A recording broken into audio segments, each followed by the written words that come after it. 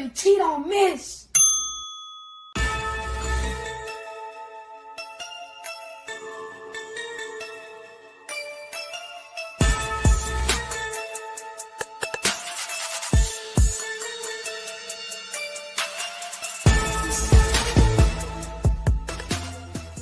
Bang, bang, bang, boy, shit break. On the hard thing, out of Alabama, you can add Nick say.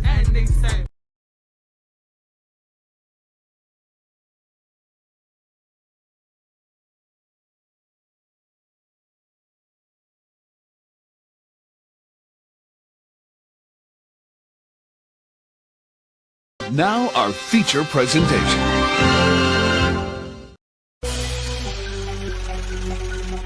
Yo, I done met a lot of niggas in my lifetime. You can't keep it real with everybody, my nigga.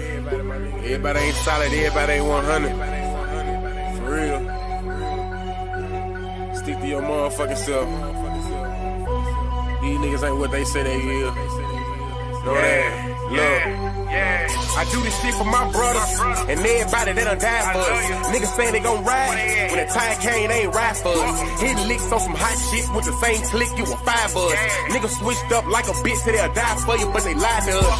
Make room for the real. All that other shit ain't got time for it. Mama still paying bills. Till I get a meal, I'ma grind for it. Record labels all fake and gay, I won't sell my soul, I won't sign for it. Really cut from a different cloth. And new niggas only piss me off. Come around like they really down, but they only ride if they mooching off you. Niggas pussy beat the coochie off them. Listen up when the truth is talking. Real niggas got morals, and the lame niggas don't hate. Rob, who take what? Bitch, I'm riding around with that cake. Riding around with that long K. Fuck a Draco, yeah, it's wartime. We ain't doing no drive-bys. If you try mine, we knocking doors down. I ain't saying I'm the biggest nothing, but if we got a problem, I'ma handle that. Loud talk gon' get crunny smacked. Turn this fat ass to a punching bag. Niggas saying it's on go when they see a nigga. Well, bitch, I'm a lunching pad. Hot shit for you fuck niggas. All love for the real niggas. Even if a nigga went blind and got paralyzed, I wouldn't feel niggas. See the pain in my city eyes that they traumatized and they still getting it. Forever smoke on Mac bands. Long live smoking bean. But most of all, the one that hurt the most, goddamn nigga to the king. Wake me up, I know it's all a dream, but this real life and I'm stating facts. If I said it, nigga, then I meant it, nigga. If it's out my mouth, I won't take it back. Rap niggas know what's going on. I'm the hottest shit since Tupac. I'm in Tupac and I'm too hot. Nigga, you not, I'm a fuse box. Yeah, nigga, I control shit. Y'all ain't better than my old shit. Tell them folks on no shit, on oh shit, this bullshit. I done kept it too real, but never got it in return. It's fucked up how we live. Well, I guess it's what I gotta learn. And they ain't saying that I'm perfect, cause everybody got flaws. And they say the real in the graveyard or they locked up behind walls. Your closest homie can be your biggest hater and they ain't trusting shit, not at all. They laugh at you when you fall, get mad at you when you ball. They come around like they really down, but them niggas out, cut them off. Stand alone on your own team, be a grown man, that's a boss. I'm only here to get it real. If I ain't done it, I ain't speaking on it. Wake them up cause it's real. You can't learn shit cause you sleeping on me. Own homie tried to steal from me. The same one that said he killed for me. I never trust another soul going down that road, I be done killed something. Taking food out my kids' mouth will be the quickest way I catch a bid for something. Understand you gotta live for something, or you gon' die trying to live for nothing. Every dollar ain't meant to be chased, my nigga. Be patient, it's really coming. You don't work, you don't eat. I'm grinding hard, losing sleep. I'm taking drugs to take the pain away, but somehow this shit getting weak. And the fact that niggas so quick to try you in these streets and thinking shit sweet. Niggas fags, they gon' fleet. In the meantime, I found my own grind, I got my own shine, and I spend my money on my own time. Bitch! I done kept it too real, but never got it in return. It's fucked up how we live. Well, I guess it's what I gotta learn. And they ain't saying that I'm perfect, cause everybody got flaws. And they say the real in the graveyard or they locked up behind walls. Your closest homie can be your biggest hater, they ain't trusting shit, not at all. They laugh at you when you fall, get mad at you when you ball. They come around like they really down, but them niggas out, cut them off.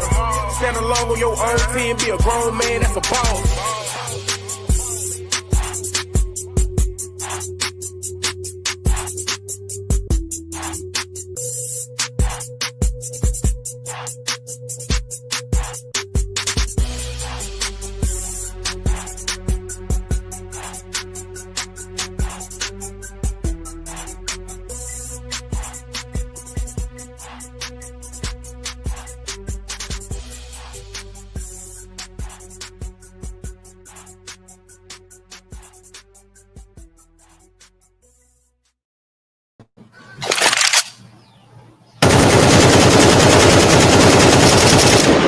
What's that word?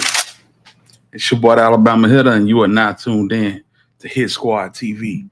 I'm in Birmingham, Alabama. I want to thank everybody for tuning in, and I'm wishing everybody a happy Memorial Day. Hope everybody had a great day. Black Barbie, salute to you. Mystery, salute to you. Yo, long live dog. Salute to your loved one. Everybody in the bushes, salute to y'all. We just pulling up to kick it for a minute. You know what I'm saying? We got to talk about it. We got to talk about it. You know what I'm saying? Internet been on fire. And yeah, we got to talk about it, fam. I hope everybody doing all right. I hope everybody's well. You know what I'm saying? Faculties and all. Everybody got everything together. Yeah, fam. A couple of things we're gonna talk. We're gonna tiptoe around tonight. We want to talk about a young lady from North Carolina.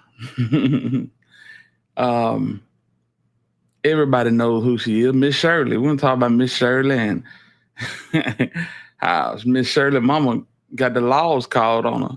Yeah, they called CPS on Miss Shirley mama. And she is not excited about it at all. You know what I'm saying? You know, we got to bring Diddy in the situation a little bit. We're going to talk about Diddy a little bit. And as Diddy correlates to Pimp C, we're going to bring Pimp C into the equation too. So tell a friend to come on in and rock out with the Hit Squad. It's a Sunday sit down. You know what I'm saying? And I hope everybody doing well. We're going to get right into it, man. Black Barbie, what's that word, fam? I hope you got the inbox I sent you. You know what I'm saying? You was talking about them pink tees. I got them for you. They on deck. New logo designs and everything. So, yeah, man, y'all shot with us. Good prices, too. Yeah. So let's check this out, man. I'm going to start off with Miss Shirley and what she got going on. Ooh, boy. And how I feel like Miss Shirley's mom is kind of being naive about this whole situation. You know what I'm saying? Like real talk. Hold on, gang.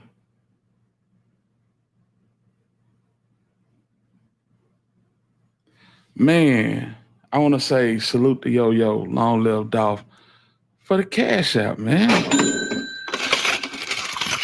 I appreciate you, family. Nothing but love, man. Dang, that's crazy. Salute to you. I appreciate you. I appreciate the support always. But yeah, man, let's get into this, man. Miss Shirley, the phenomenon, the internet phenomenon that's, you know, taking the internet by storm with the "Where them fans at?" I hate that damn song. It would kind of catch you at the time, but now it's kind of, you know, kind of got on my nerve. But we finna touch on this situation, y'all. Lock in with your boy, man. Y'all know we got to the police that you know the police wanted to do. Take pictures with Miss Shirley. They wanted to take pictures, but they had to do their job because a sick bitch called up there. Now, let me ask y'all a question before we go any further. Do y'all feel like Miss Shirley's mother is exploiting her just a tad bit too hard? You know, Miss Shirley got ambassadorships with hair brands now. She got a lot of stuff going on. She doing appearances. You know what I'm saying? They got an OnlyFans page. And I don't think it's nothing like what y'all would think this would be. But yeah, they got a whole OnlyFans page and everything, fam. Do you think the exploitation is just a little bit too much? Or would you even call it exploitation? Would you just call it marketing a little girl who has hit the algorithm? Let me know something. Way from another state. You way in another state. And worry about what the fuck we got going on. I'm at wit's end. Y'all doing too much. I ain't reading no comments.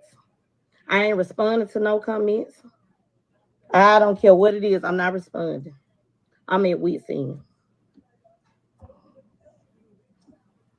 I did not know it was this many miserable people in this world. Y'all literally sit at home all day. All day. Them the ones it is. You sit at home all day with nothing to do but sit and worry about what Tish Tucker and Miss Shirley got going on. It's sickening and it's fucking sad and I'm fucking fed up with it. For a miserable motherfucker to call DHS on me about my child that's well taken care of. Y'all are fucking sick.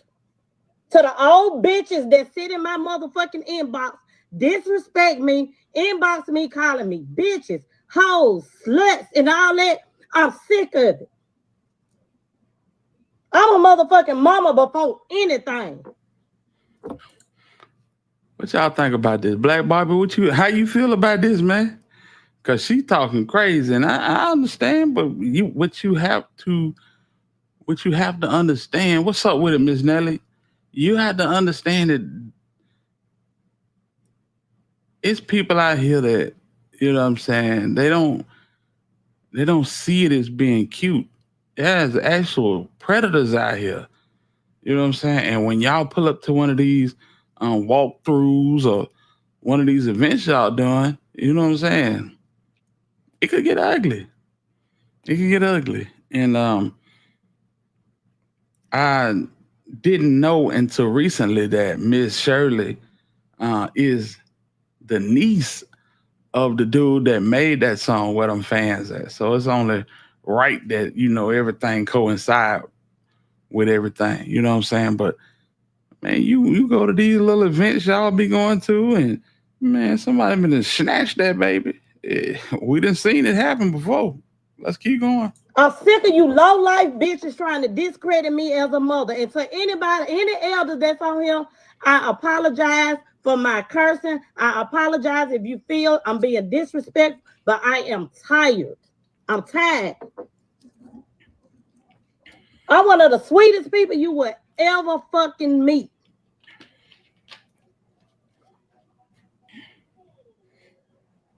Y'all motherfucker literally sat up there. I actually got a call from the police station today for me to come up to the police station because a miserable bitch called DHS and told DHS and the police station all about the time I got a fucking OnlyFans. It's a motherfucking fan page. It's not no OnlyFans. Y'all take this shit that y'all see on social media and run with it. Y'all some of the slowest, dumbest, stupidest motherfuckers I have ever seen in my life. And it's sickening. It's a disgrace. And it's the black ones. Y'all are fucking sick. I had to go to the police station today. They did a fucking investigation asking me about the OnlyFans. Where people picking her up. Where do she only get booked at adult events? Y'all literally got a video going around talking about she only get booked at adult events, but kids in the background. Make it make sense to me. She got her OnlyFans. If you go to Miss Shirley Dance Universe, in parentheses, it had fans only. It's for her fans only. Not no fuck. What the fuck I look like putting my baby on OnlyFans? I'm not even on there. The thing is, why do she need a fans page? Am I making sense, or do I just sound crazy? Because she 4 years old, fam. She pre-K. You know, she is pre-K. What are we talking about? I mean, does she really need that? Or am I reaching?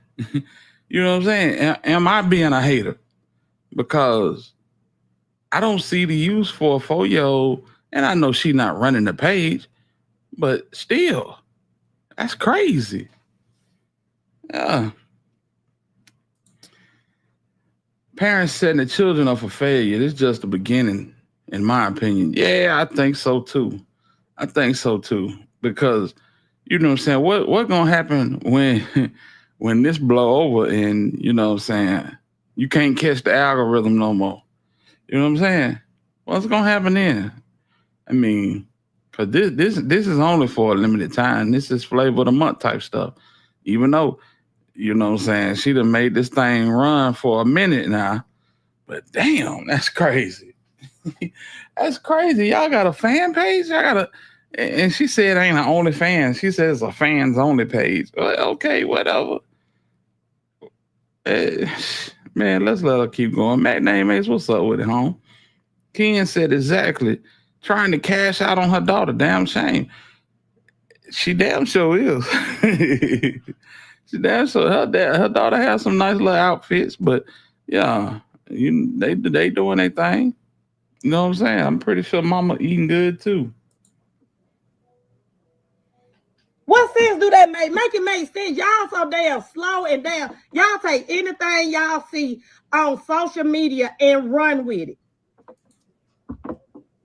I don't believe shit I see on social media. It's 24 hours in a day, 365 days in a year. You think my motherfucking baby sit up and dance all motherfucking day? You know what? Let me say this. Cause she got the potty mouth. You are representative of your child. Your child is the star. If there are other children following, if there are other children following your daughter, then you know they tapping into her page just to see you dropping all these muggers and you know what I'm saying, bitches and hoes and everything, bro. Yeah, it's crazy. Chat Town Finest is in the building. Jay Rail is in the building. Miss Nelly said, you right. Leave her in the child place. Don't rush her childhood.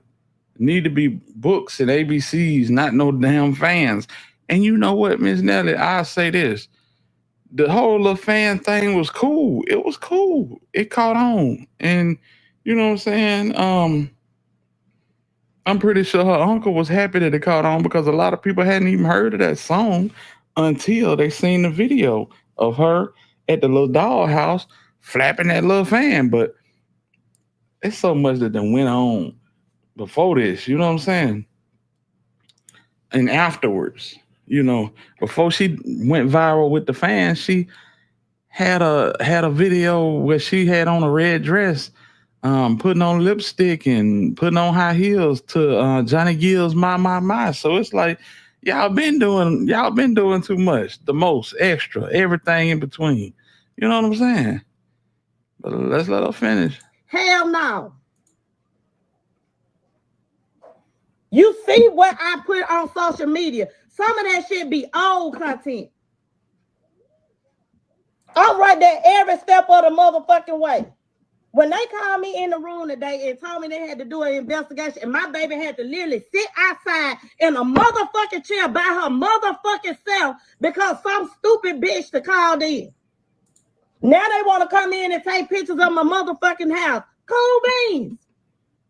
Tuesday, she got to go in for a motherfucking forensic investigation. They want to know, has somebody touched her? Why the fuck my baby 4 years old got to go through some shit like that? And I said, I never screamed at a motherfucking phone, but y'all bitches are sad. Well, there's a lot of cussing now. Ken said, but her mama was a pole dancer back in the day. It's something. Mistress said, hey, Hitter, I have a nephew. Don't want nobody telling him how to raise his child. His and his girlfriend doing meth. I said, keep doing, child will get picked. Yeah, you keep doing it, your child gonna get picked up for real. Gonna be up in there with J-Rock and them in the group home. Y'all know little J-Rock got caught stealing radios. He got your son stealing car radios. Bobby, what's up with the G-Money? Chat Town, what it do? Child Services will look into her. They did. That's what she's saying. So they coming out there taking pictures. They doing forensic tests. They gonna probably do a mouth swab, all that good old stuff. You know what I'm saying? She put her out like that. Yeah. Ooh, that's crazy. Yeah, it was a guy called. He admitted it. Yeah, I would admit it too. Yeah, definitely. Smash that like button, please, if you don't mind, and thank you. Donate to the channel if you can. I very much appreciate it. So lovely. Salute to you. Yes, indeed. Black Barbie said the child doesn't even know what's going on for real, for real. Not at 4 years old, absolutely not. And it's not cute to me because next they'll be clapping and she'll be yeah. You better believe it. At all the little trail rides and all the little, fall festivals, because it's coming. They all at the fall festivals and they all up on the pumpkins throwing them fans. You know what I'm saying? You sure right, Ray. Yes, indeed. T. Crawford, what it do? Salute, big homie. Yeah. Keita, what it do? What's the word? Yes, indeed. We got my people. Hey, what that boy said on ATL, I'm with my people, homie. Salute to y'all, man. Good to see everybody up in here, man. Just woke up. Glad I caught you. So listen, chat time. Let me break this down to y'all, because you know what I'm saying? I got busy today. And we're going to let her finish in a second. I got busy today, Boston, but you know what I'm saying? Country style ribs, green beans, mac and cheese, potato salad, baked beans. Yeah, we went there today. So I knew if I went live at like 1 o'clock, you know what I'm saying? Because it's been gloomy all day in Birmingham. So I'm saying I had time. We were just big kicking it today. So I went live at 1 or maybe 2 o'clock. I knew y'all were going to be, full of that itis. You know what I'm saying, slumped over. So I said, let me give you folk a little bit to, get themselves together. You know what I'm saying? Yeah. Ken said, fast forward when she turns out to be sexy red, she gonna be crying. Exactly. My dog, OG Snake Spotter. What it do, man? Salute to you. Let's get back to the fan lady. This shit is sickening and motherfucking sad. My baby can't even have no regular childhood, enjoy her childhood, because there's sick bitches out there like y'all that ain't got shit going for yourself. I ain't never left the motherfucking street you grew up on. That ain't got shit to do with me. I make sure me and mine good. We was good before boots on the motherfucking ground. She been wearing boots and she been clacking motherfucking fans before boots on the motherfucking ground. She been selling lemonade. My oldest one got an ice cream truck parked in the backyard. Yep. I got a whole motherfucking store bill that I just bought back in November. Don't nobody just know about it. It's a whole motherfucking custom building that I purchased to do hair in my backyard. But y'all don't know because I ain't posted did it. I've been doing hair since motherfucking 96. Was born in 84. This shit ain't just started. I got this motherfucking house right here built from the ground up 10 motherfucking years ago. I was 20-something. I'm 40. So I got it built when I was like 29. Make it make sense. This shit ain't just started with me. I've been doing this. My mom and daddy taught me well. Unlike some of you miserable motherfuckers. Then y'all talking about pedophile. Motherfucking pedophile gonna be a pedophile. I protect mine. Y'all see to make all these videos. Well, to Miss Shirley, mom, this message is for... Bitch, no, that ain't for me. Talk to your motherfucking self, because it ain't for me. I know what the fuck I'm doing.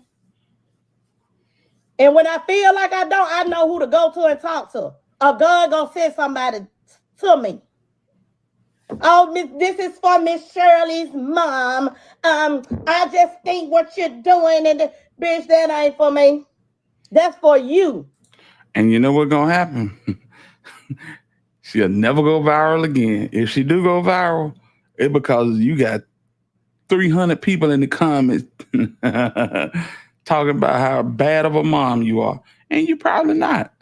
You just exploiting your daughter. I mean, period, point blank. You just exploiting your daughter. And if you cool with that, then hell, we cool with it too. We just don't want nothing to happen to the baby. That's all we saying.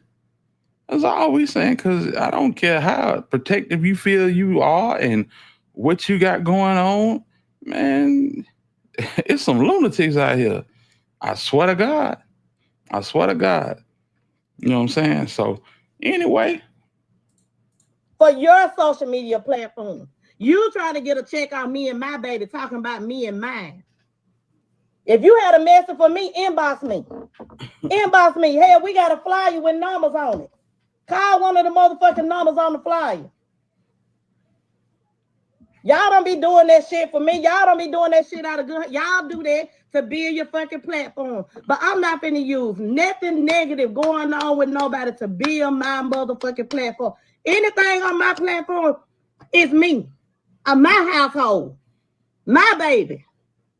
Anything else is positive shit. Me promote somebody else. But down talking somebody, what y'all thinking? What's y'all insight on this? What do y'all feel about Miss Shirley's mom? What about your motherfucking mama? How much pussy she done slung out the back door? Hung her ass out the back door. But that ain't got shit to do with me.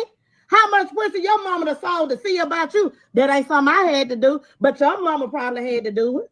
How much pussy did you done sucked and did all this to see about yourself and your kids? That ain't got nothing to do with me. I applaud you. This a child page, but anyway. Do that. Do whatever you got to do for your kids. But I do shit the right way. I do it the right way. Y'all motherfuckers did everything but motherfucking died. That's why your ass miserable as fuck right now. Shout out to Angel, the real boss Dawson Jones. Salute to you, fam. And salute to Keita for the $5 super sticker. I appreciate you, fam. Much love to you. Much love to you. That's dope. That's dope, fam. Yeah, this lady here is crazy as hell. You on the child page. Didn't nobody come here for you. They came for the baby and got all these motherfuckers. That's crazy.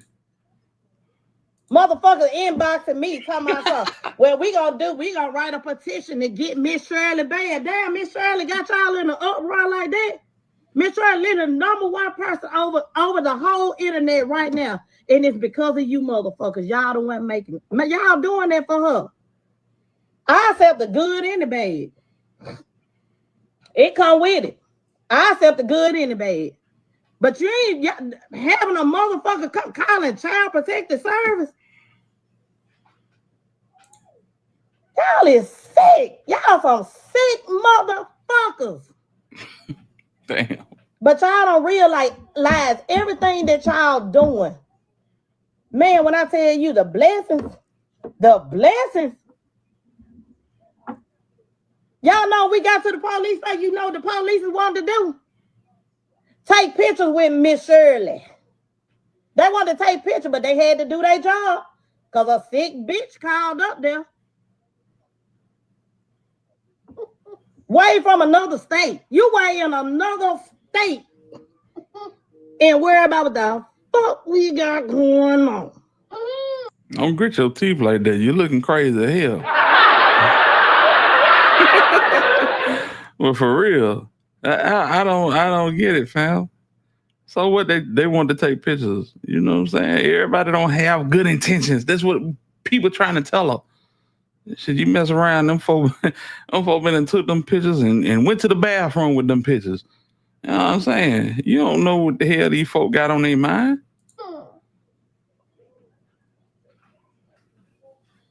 I don't fucking understand. I don't understand this shit like for the life of me. I might get some bad luck because I'm cussing. Yeah, because I'm fucking pissed off. But you ain't got to down talk me and lie on me on the internet now. She just let me and hold her what? Y'all have seen a couple guys pick my baby up and take a picture with him. Who was it? 803 Fresh, young guy or somebody like that. Other than that, who else you'd have just seen hold my damn baby? My baby always with me. I better let her go to her grandma's house and I know they see about her. So just know this. When you at all them functions, your baby done been on the internet so long. People been watching that baby for so long.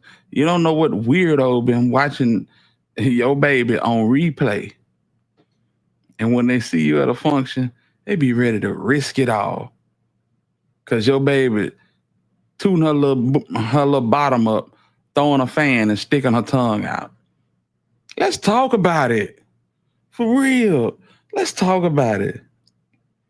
Cause she tooting her butt up, gyrating her hips, and sticking her tongue out.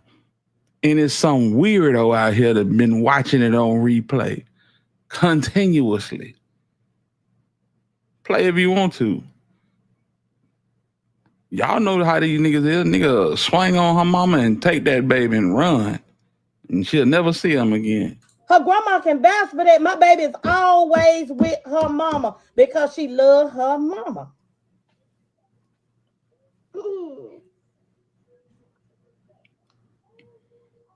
Y'all gotta stop being like this, man. Like, her mama is the where them fans at. Yeah, that's who Miss Shirley is, the little baby with the fan. Yeah. Y'all don't even know me. Like, that's why I tell people all the time, whatever you doing, be careful, watch your surroundings. You never know who is out to get you. These motherfuckers will hate you just because your elevation. They'll hate you just because the favor over your life. Like, I'm talking about hard down hate. That's something, ain't it? That's something. Well, I tell you. Miss Shirley. Let's see here. Hold on, y'all. Let's see here. Yeah, here we go. So yeah, Miss Shirley.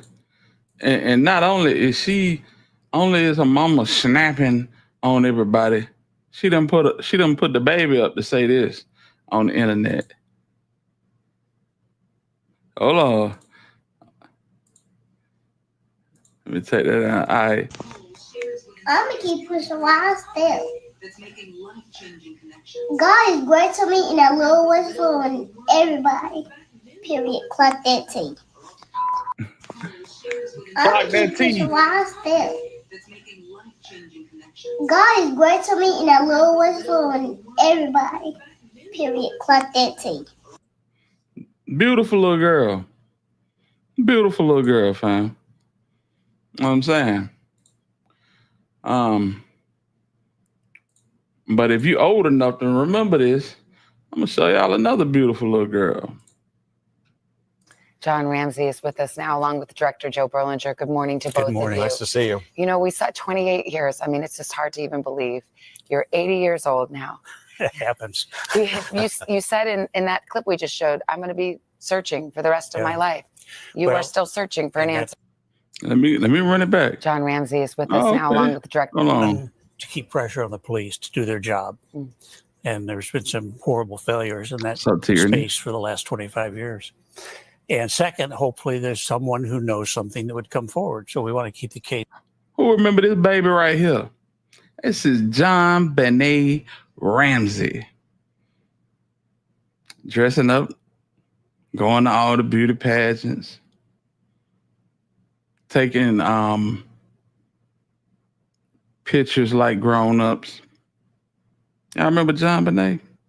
Let's let it roll. He's alive and in front of people. You still have hope that this can be solved. I believe it can be solved if the police accept help from outside their system. That's been the flaw for 25 years. You're advocating, you've been asking for the Boulder police to use new technology to retest some of the DNA in the case. And what is the response? Well, for 25 years, in my judgment, the police department was very contained, very poor leadership. We don't need help. Stay out of our way, stay out of our business, which is tragic. They had no experience. The fellow investigator in our case for 25 years was an auto theft investigator before he took this case over. And frankly, it was a roadblock.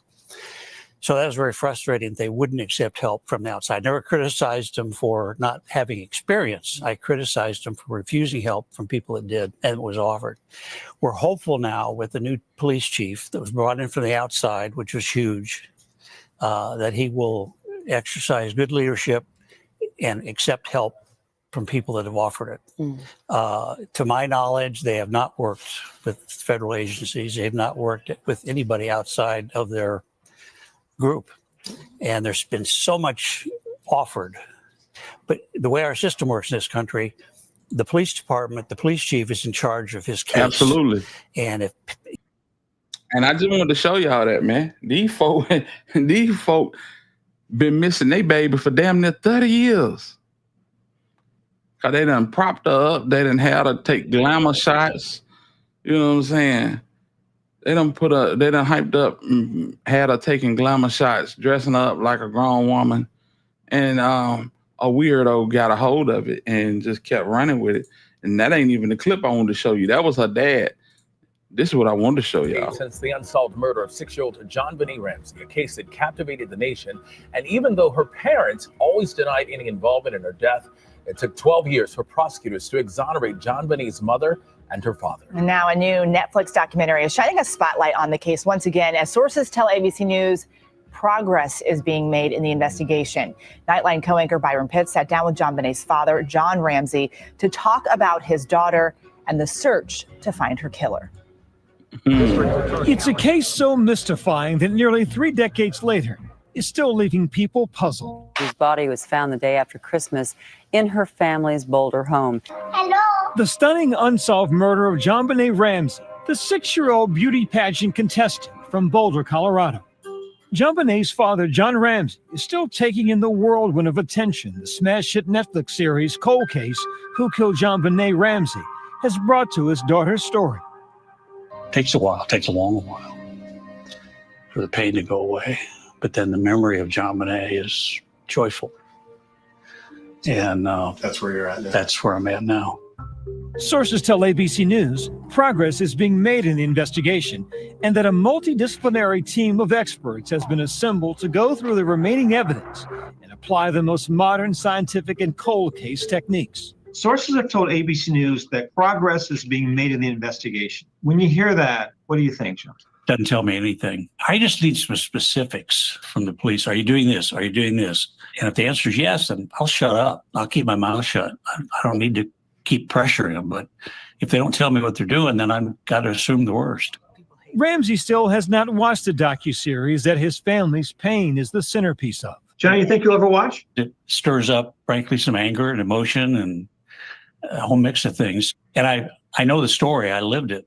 Now, some people across the country are reevaluating the case on social media from all angles. I'm so conflicted watching this. I don't really know what to think or believe. It also really showed us how the media and the police twisted the facts and had us all believing that the parents were the killers. I did get... Now, she said the police twisted the facts. Now, if the police twisted the facts, that police could have some involvement. What did Miss Shirley mama say that the police did when she came to the station? She said that they took pictures with Miss Shirley. Weird as hell to me. I'm sorry. I don't know about y'all. That's weird to me. I mean, let me know something. It's just crazy, man. It's just crazy. But I just wanted to show that and just bring some awareness to that's how crazy it can get. That is how wild it can get. You yelling at these people for caring about your daughter. You know what I'm saying? Whew. Yeah. Don't nobody want to see nothing happen to this baby. You know what I'm saying? But when you have stuff like this, come on, fam.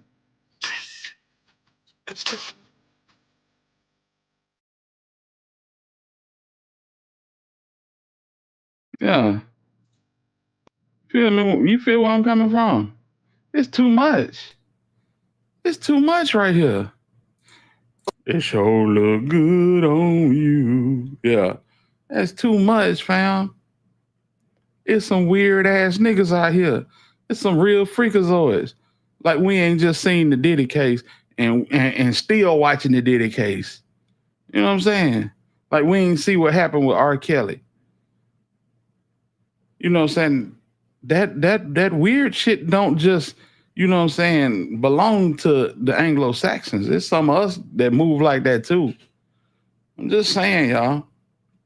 I'm just saying, people gotta be smarter about the way they move, man.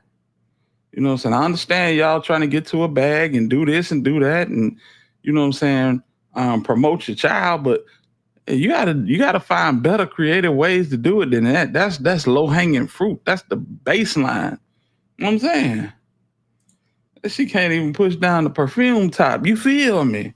You feel me? TB21, what's the word? Salute to you. Yeah, man. And we got Nurse T in the building. Nurse T, what's happening? What's going on? You know what I'm saying? But some of us actually care about black kids, man. Care about all kids for real. You know what I'm saying? I love babies. And I want to see them grow up and be productive. You know what I'm saying? Citizens, good human beings. But you know, when you put too much in front of a child, fam, they don't know how to react to what they got going on. This is old as time. This is old as time. You have these kids and you know what I'm saying, they got all this fame and popularity and then it slow down and they don't know how to react to it. You know what I'm saying? Then what they do? They start doing weird shit for attention. They trying to catch the algorithm again, but they don't even know that's what they doing. They just want attention because you around this bit 4 years old and you going to arenas and dancing and you got lights on you and people taking pictures and getting autographs. You know what I'm saying? The video was cool. The little fan thing, it was cool. You know what I'm saying? There's a thin line between promoting your child and, yeah, that's what I'm saying, bro. That's what I'm saying. Nurse T said, hey, here I've been pulling these double shifts. Man, ooh-wee. On a holiday, oh, that pay finna be luxurious. You know what I'm saying? That pay finna be luxurious. Salute to you, man. For real. There's no one in the house but mom and dad and the little brother. Stains found, and the little boy was not old enough or strong enough to do that to his sister. Absolutely. And don't nobody care that my baby be with me. A nigga knock you across your head and take your baby. You know what I'm saying? It's some real fools out here. Make you think about Stanley from Players Club. Stanley followed old girl home from Players Club and was, you know what I'm saying? It took all she could to shut the door on this nigga because he didn't, you know what I'm saying, been watching her for months. Yeah. Come on, man. Everybody ain't, you know what I'm saying, screwed on tight. Miss Shirley playing with fire hitter, promoting her child in that manner. She think it's a game out here. Yeah, I think it's a game. For real. You know what I'm saying? Some people live vicariously through their kids, fam. You know? And you think about it. She said she 40, Miss Shirley 4. You know what I'm saying? That's what, 35, 36 years old? I ain't gonna go there, but y'all can. Y'all can. You know what I'm saying? So, yeah, man, I wanted to touch on that. And I want to touch on something else I seen that was in the headlines, and it kind of coincided with what we were talking about on Miss T channel. I think I was on Miss T channel. We were talking about Pimp C and Jay-Z. But there's some content out there saying Pimp C was named in the Diddy trial. Crazy, huh? We got to get into it. Man. I hope y'all enjoying the content so far. I appreciate y'all for rocking with me. If you didn't hit the like button, here's your opportunity. If you can donate to the channel, you can also do that too. Consider becoming a member. Memberships ain't number $2.99, man. Support the vision, man. Hit squad. Let's go. I'm gonna say this thing is cool, but it ain't cool. Me and this man ain't never been butt naked in no room together with no pulling no orgy type, none of that. You they'll be doing, thinking you doing some fly shit. At this hour, members of the hip-hop community are mourning the shocking death of well-known Port Arthur rapper Pimp C. Pimp C, who was born Chad Butler, was one half of the rap group UGK and was found dead this morning in a hotel room in Los Angeles. The funeral was big, but nobody talk about when we went and viewed the body. Only 100 people was involved. Man, Pimp C head was this big. Stop it, man. Are you serious? Man, it was this big, dog. What y'all think that's about, man? And I'm not a doctor, not a physician, but what could that mean when they say his head was swole up that big? I wouldn't think that even if somebody spiked his lean, that, you know what I'm saying, it would be something that would, you know, give him an adverse reaction like that to make his head swell up like that. And you could call cap on it, but you got Pimp other homeboy, I forget his name, but he right there, he's stamping everything he's saying. I mean, you know, he was darker too. Hey, his lips look like plastic. His whole face. So Too Short looking at me, we looking at each other like, you know. What is partner name, fam? I can't remember his name. Yeah, you would think head trauma. Yeah, that ain't gonna come from, you know, internal poisoning. Damn, what is it? Bobo Luciano? I don't know. And everybody just looking at each other like crazy. We couldn't even believe. Hey man, Keita became a member. Let's go. Salute to you. Let's go, fam. I appreciate it. Oh, K-Dog, you gonna have to break that down, home. I don't even know what that is. Hydrocephalitis. Okay. Brain swelling. Simple as that. Okay. His mom thinks he was poisoned, and there was someone with him when he passed who was a very shady, strange character. So there is actually a person of interest. Yo, so there's a story going around that the legendary Pimp C was trying to leak some audio involving Diddy before he died. Allegedly, he recorded some people talking about Diddy's depraved private parties and was seriously disturbed by what he heard. Now, this has been floating around the internet for a while, but with everything coming out about Diddy recently, it suddenly feels a lot more relevant. And here's where it gets real dark. Pimp C died not long after he reportedly tried to get that audio out. And coincidence or not, this was also around the time he was publicly beefing with Jay-Z. Now, Pimp C's death was ruled accidental, but most fans never bought that explanation. He was very outspoken and critical of the music industry in the months before his death, and he often hinted at certain DL rappers who love to act gangsta in public while having boyfriends on the side. And I'm not saying there's a direct connection, but the timing, the people involved, and what's coming to light now, it all raises some real questions. So, was Pimp C trying to blow the whistle? What did he record people saying about that Diddy party? And if those tapes still exist, why haven't they come out? Let's break this down. Nigga, if you're in a room naked with some other and some broad and looking at you, and if that did is gay, and you need to get on some other shit. Me and this man got nothing but respect for each other. We ain't never put no train. So recently, there's been some talk coming back around Pimp C trying to leak secret audio before he died. Supposedly, he recorded someone talking about one of Diddy's private parties, and apparently, Jay-Z's name even came up in those recordings. And now that Diddy's on trial and everything's blowing up, people are going back and looking at all the weird deaths and disappearances in the music industry over the years. And it's not just about Diddy being a deviant and a rapist anymore. Some folks are seriously wondering if he's connected to a bunch of these suspicious deaths. Nothing's proven yet, but with the timing and the stories, it definitely makes you think about what might really be going on behind. Memphis Made, what it do, big homie? Shout out to you from the 205 to the 901. and the scenes in hip hop. So Pimp C wasn't shy about calling out rappers in the industry, and he was especially focused on the DL men in the game. Pimp C claimed a lot of these guys put on this tough, violent front just to protect their images, and if anyone got too close to the truth, they would do whatever it took to shut them down, even ruin their careers. There's this interview that's been going viral again where Pimp C and his UGK partner Bun B straight up called out rappers who get caught up in some shady bedroom stuff, suggesting it's all just a cover for them actually being into guys. You know, people, I won't even say a group.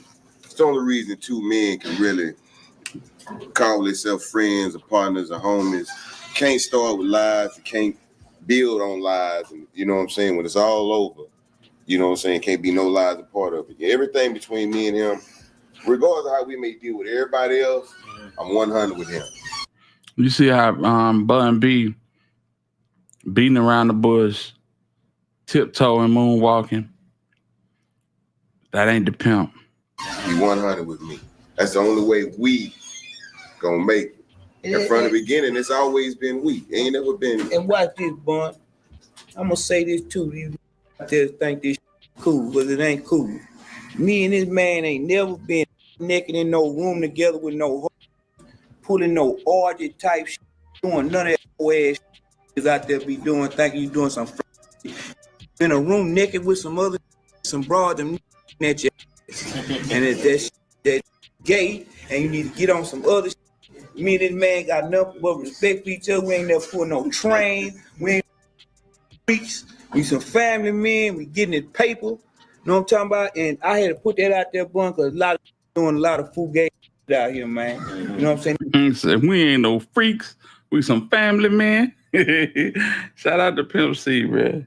One of the best to ever do it out the South, for real.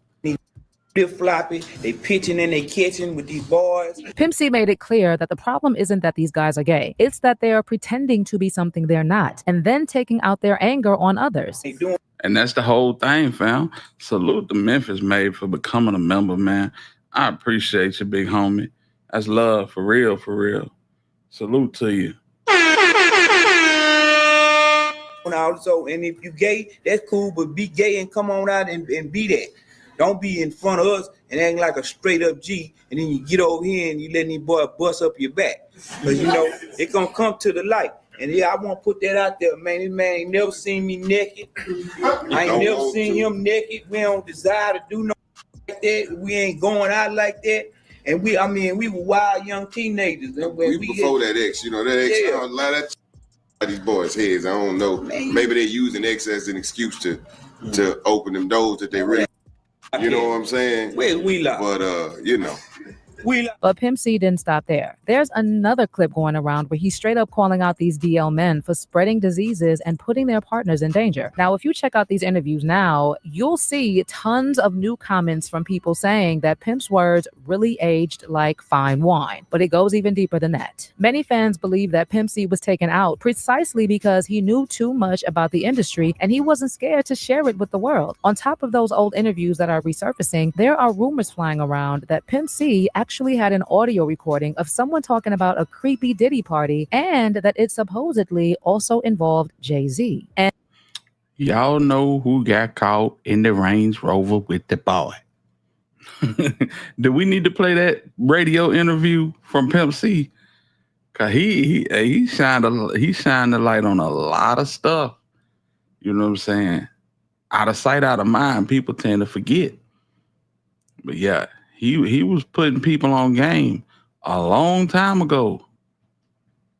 And since Pimp C and Jay-Z had a pretty public feud going on at the time, a lot of fans are now wondering if Pimp C's death wasn't just a coincidence, but maybe something more like an industry hit to keep things quiet. To give you some background, let's take it back to early December 2007 when Pimp C was staying at the Mondrian Hotel in West Hollywood and getting ready to perform with Too Short. Everything seemed normal until December 4th, the day Pimp C was supposed to fly home. His wife Chinara and his cousin Ed were waiting at the airport, but Pimp C wasn't answering his phone. Chinara got worried and called the hotel. That's when the staff went to check his room and found Pimp C unresponsive. They called paramedics, but sadly, it was too late. Pimp C, the legendary voice of Southern hip-hop, was dead at just 33. He's a hometown hero for Port Arthur, Texas, and he put this town on the map. He's still UGK for life, so we're gonna definitely, all these people out here, we're gonna definitely make sure we represent it.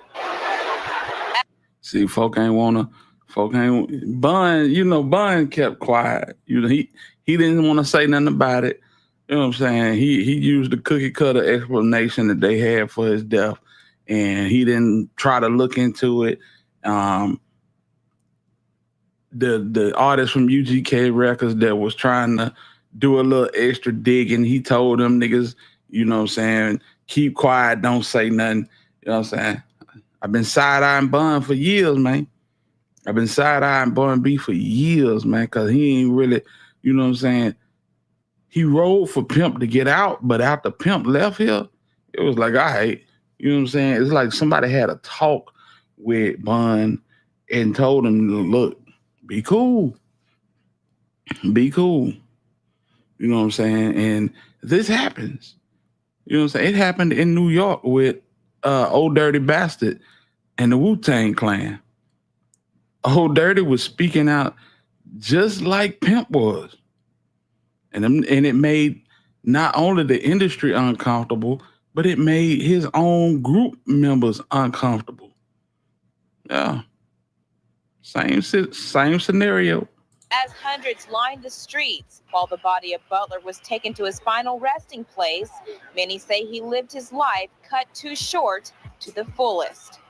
Now, according to the official coroner's report, Pimp C's passing was an accident, a deadly combo of lean and sleep apnea. But hold up. This is where it gets sketchy. DJ Paul from 3-6 Mafia revealed that Pimp's manager, Rick Martin, told him he actually saw Pimp C's body in the hotel room. And Martin said the place looked like it had been totally shot up. Martin said he was lying down like he was praying, but there was blood around like he was shot. They thought he was in the head, but they didn't know what the hell happened because there was blood everywhere. They thought he was kneeling down like he was praying, and the candles were all the way burnt down, so they knew he'd probably been dead for a day or so because he always lit those candles to sleep. He lit those big, tall candles, and they had been burnt down, so he probably was dead for a while. But that's not all. Back then, some reports also claimed that a woman was seen entering the hotel with Pimp C right before he died, but those reports were scrubbed from the internet real quick. And then on top of that, several insiders said Pimp C's mom always suspected that her son was poisoned. Journalist Julia Beverly, who wrote Pimp C's bio, Sweet Jones, Pimp C's Trill Life Story, says Pimp C's mom never bought the official story and was convinced he was straight up taken out. Well, his mom believes he was and Mama West was trying to get his body exhumed.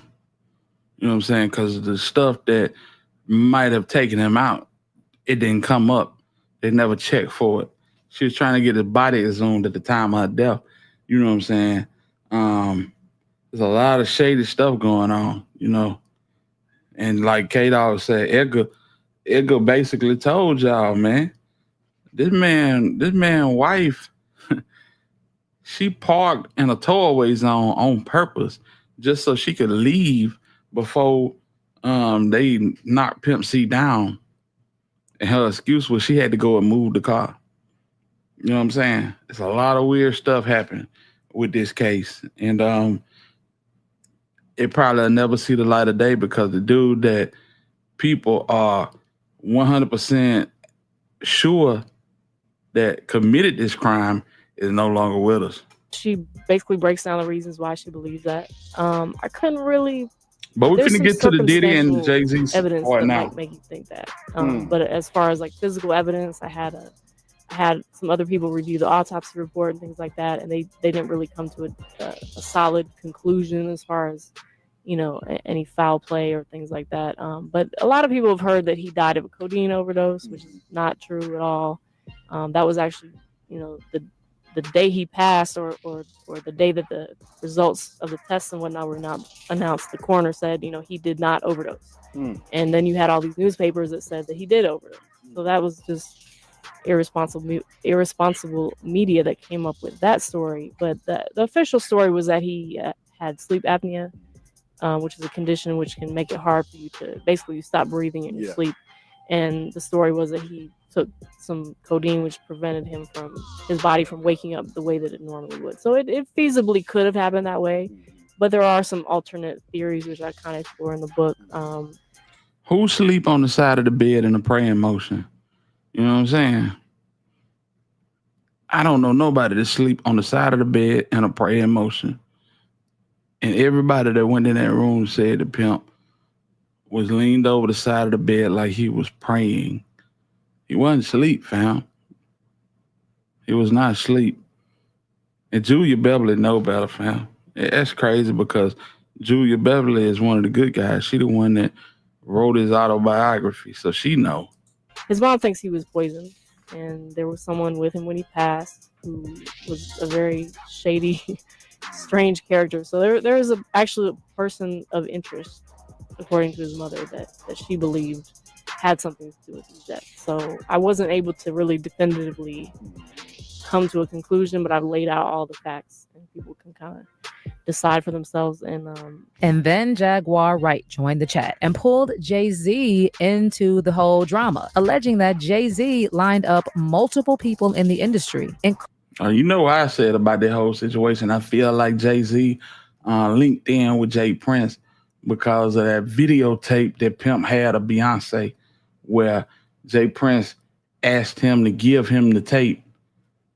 Pimp gave him the tape, but not before he made a copy. You know what I'm saying? And I think he did a favor for Jay-Z. Matter of fact, Jay-Z and Pimp C never really set horses, you know what I'm saying? It never really was on the same accord. You know, if you know the story behind the Big Pimpin' video, you know, or the story behind recording Big Pimpin', it was always not animosity, but a little smoke there, because Pimp ain't like these niggas, man. Plain and simple. He did not like these niggas, man. Including Pimp C. He lined up D Haven, stole his life and identity. He lined up Big L, stole his life and identity. He lined up Dame Dash, stole his life, identity, and took his love. I'm saying, Sean Carter, you're a piece of shit. Taking Pimp C wasn't bad enough. You just want to go down there and you want to just remove all of the balls from every real gangster in Houston. Why did that house burn up? Who the fuck goes to their childhood house for a visit and the shit goes up in flames? That was very weird. The next day, the week? And no, the next day. The next day. And still, no real investigation on how the house just went up in flames. Man. I guess they paid y'all off. And to this day, Pimp C's fans aren't buying the official story. Most of them think someone big in the industry had a hand in his early death, with some even speculating that his death was some type of sacrifice or industry ritual, since he died on December 4th, which just so happens to be Jay-Z's birthday. Now, as for the official story that Pimp C... Y'all caught that, right? Pimp died on Jay-Z's birthday. That's a weird birthday present. Just saying. OD'd on lean, it doesn't really add up, because although Pimp C used lean for years, he actually quit at one point and was speaking out against it toward the end of his life. And that's why some fans believe blaming codeine was a convenient way to shut down any deeper investigation. So now that Diddy's on trial and new shocking allegations are surfacing left and right, fans are circling back to Pimp C's suspicious death, because these rumors never quite went away. If it's true that Pimp C had a recording or was planning to go public with what really went down at those industry parties, specifically ones tied to Diddy and allegedly involving Jay-Z too, then this might have put a target on Pimp C's back. He was never one to bite his tongue, and he spoke openly on fake gangsters, shady business deals, and the dark side of the music industry. So when that boy Jay-Z ugly hell, ain't he? Ugly hell, man. Jay-Z too, then this might have put a target on Pimp C's back. He was never one to bite his tongue, and he spoke openly on fake gangsters, shady business deals, and ugly hell, man. Bruh. Damn, bro, get that shit lined up. And the dark side of the music industry. So when he died suddenly in 2007, just as he was getting louder and more fearless, a lot of people didn't buy the accidental cause of death. Birds of a feather. Diddy and Jay, Kels and Jay. Birds of a feather. And now with everything we're hearing about Diddy and Jay-Z, fans are convinced more than ever that Pimp C's death wasn't natural, but was an industry retribution. But let me know what you think about all this. Was Pimp C silenced for knowing too much? And how deep do y'all think this industry rabbit hole goes? It could go pretty deep. I ain't even gonna hold you. It could go pretty deep. You know what I'm saying? But rest in peace to Pimp C. You know what I'm saying? Because he wasn't stopping. He absolutely was not stopping. Y'all, hold on a second, y'all. Y'all remember this right here? That's the story, Heather. Hey, I'm gonna start this. If y'all think we need to go through this interview, y'all let me know. If y'all say, no, we good, then I'll pull it down. ATL, I know y'all done heard about all the stuff in the Ozone magazine. You know what I'm saying? Asking about Pimp C. What's he talking about? Is he talking about the ATL Pimp C? We got Pimp C on the phone right now. Pimp C. Yeah, what's up? What up, Pimp C? Talk to me, homeboy. What's going on with this stuff in the Ozone magazine, man? A-Town's kind of furious. Tell me how you took it. I'm going to tell you what I meant. Okay, let me tell you what the A-Town's saying. The A-Town's basically saying, you know, why you they think you dissing Atlanta. Talking about Atlanta's not the dissing the Atlanta. Lame man, nigga. Mimi, what's up with it, man? Salute to you. It's my dog in the building. Salute to Mimi. Yeah, I appreciate you for stopping through. Yes, indeed. We just going down a little rabbit hole, talking about a little Pimp C, Diddy, Jay-Z, and whatever else we come across. The South. Okay, well, first of all, listen to this. I used to live in Atlanta from 96 till 2001.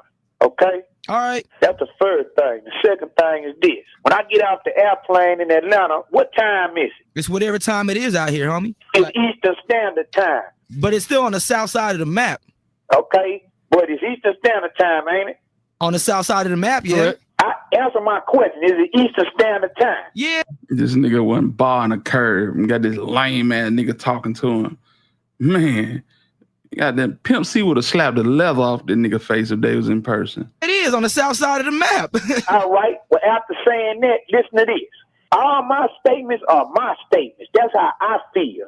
And feelings is like booty holes. Anybody can have their own feelings. That's my feelings. That ain't got nothing to do with Bun B. Okay, that's the first thing. So let's separate Pimp C statements from UGK and Bun B. That's the first thing we got to do. All right. Okay. Next thing we got to do is this. You got some people over there that feel a certain way that I might not like how they feel. But that's how I feel. If you want to get mad at me for the way I feel, then go and get mad at me. And a fight go with that. You feel me? Yes, sir.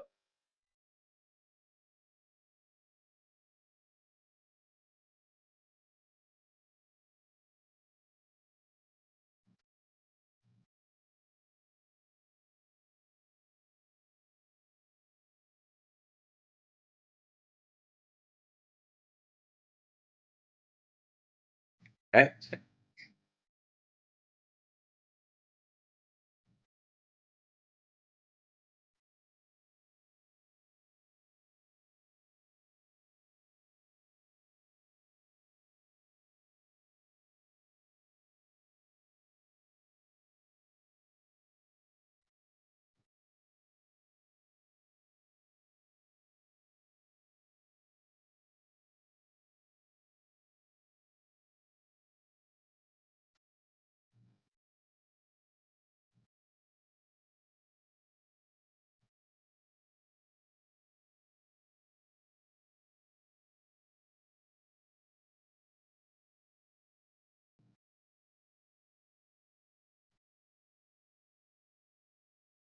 And the next thing is this. Say, man, I'm from Texas, man. I'm from the game.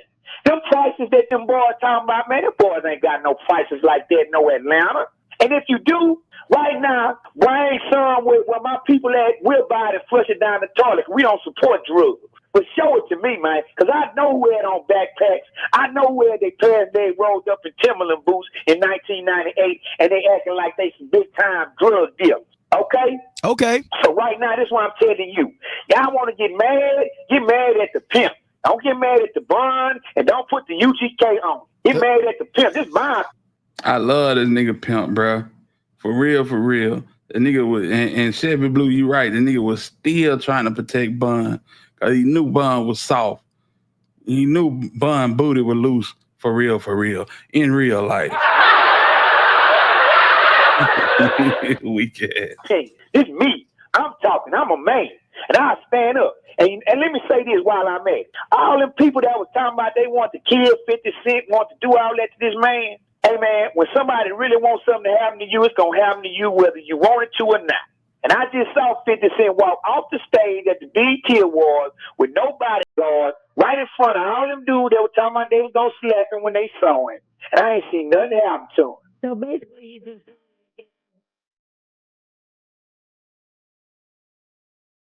And it's the next thing, man. Anytime an artist in Atlanta makes punk music and get on a record, they need to shout out to 3-6 Mafia, because y'all know that's where that music started at, man. And y'all know for a fact that UGK started the word trio. Y'all know this, man. Y'all know we started this here.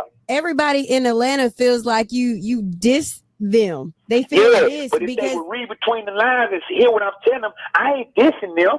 We got to check ourselves before somebody else check us. Because this would have hurt a whole lot more coming from somebody on the East Coast or from the West Coast than coming from one of our forefathers down here. But then what you saying that we're not even from the South, like Atlanta ain't the South, like, you know, it's a lot of UGK fans that got their feelings hurt today because they really love you. Here's the truth of the matter. I love them too. But we got to straighten out the game. And if the statement was made in the wrong context, I apologize about that. But I meant what I was saying. And maybe it was heard the wrong kind of way. But what I'm saying is this. Hey, man, when I get out the plane, I got to change my watch. Because I live in Texas, and I'm on Central Time.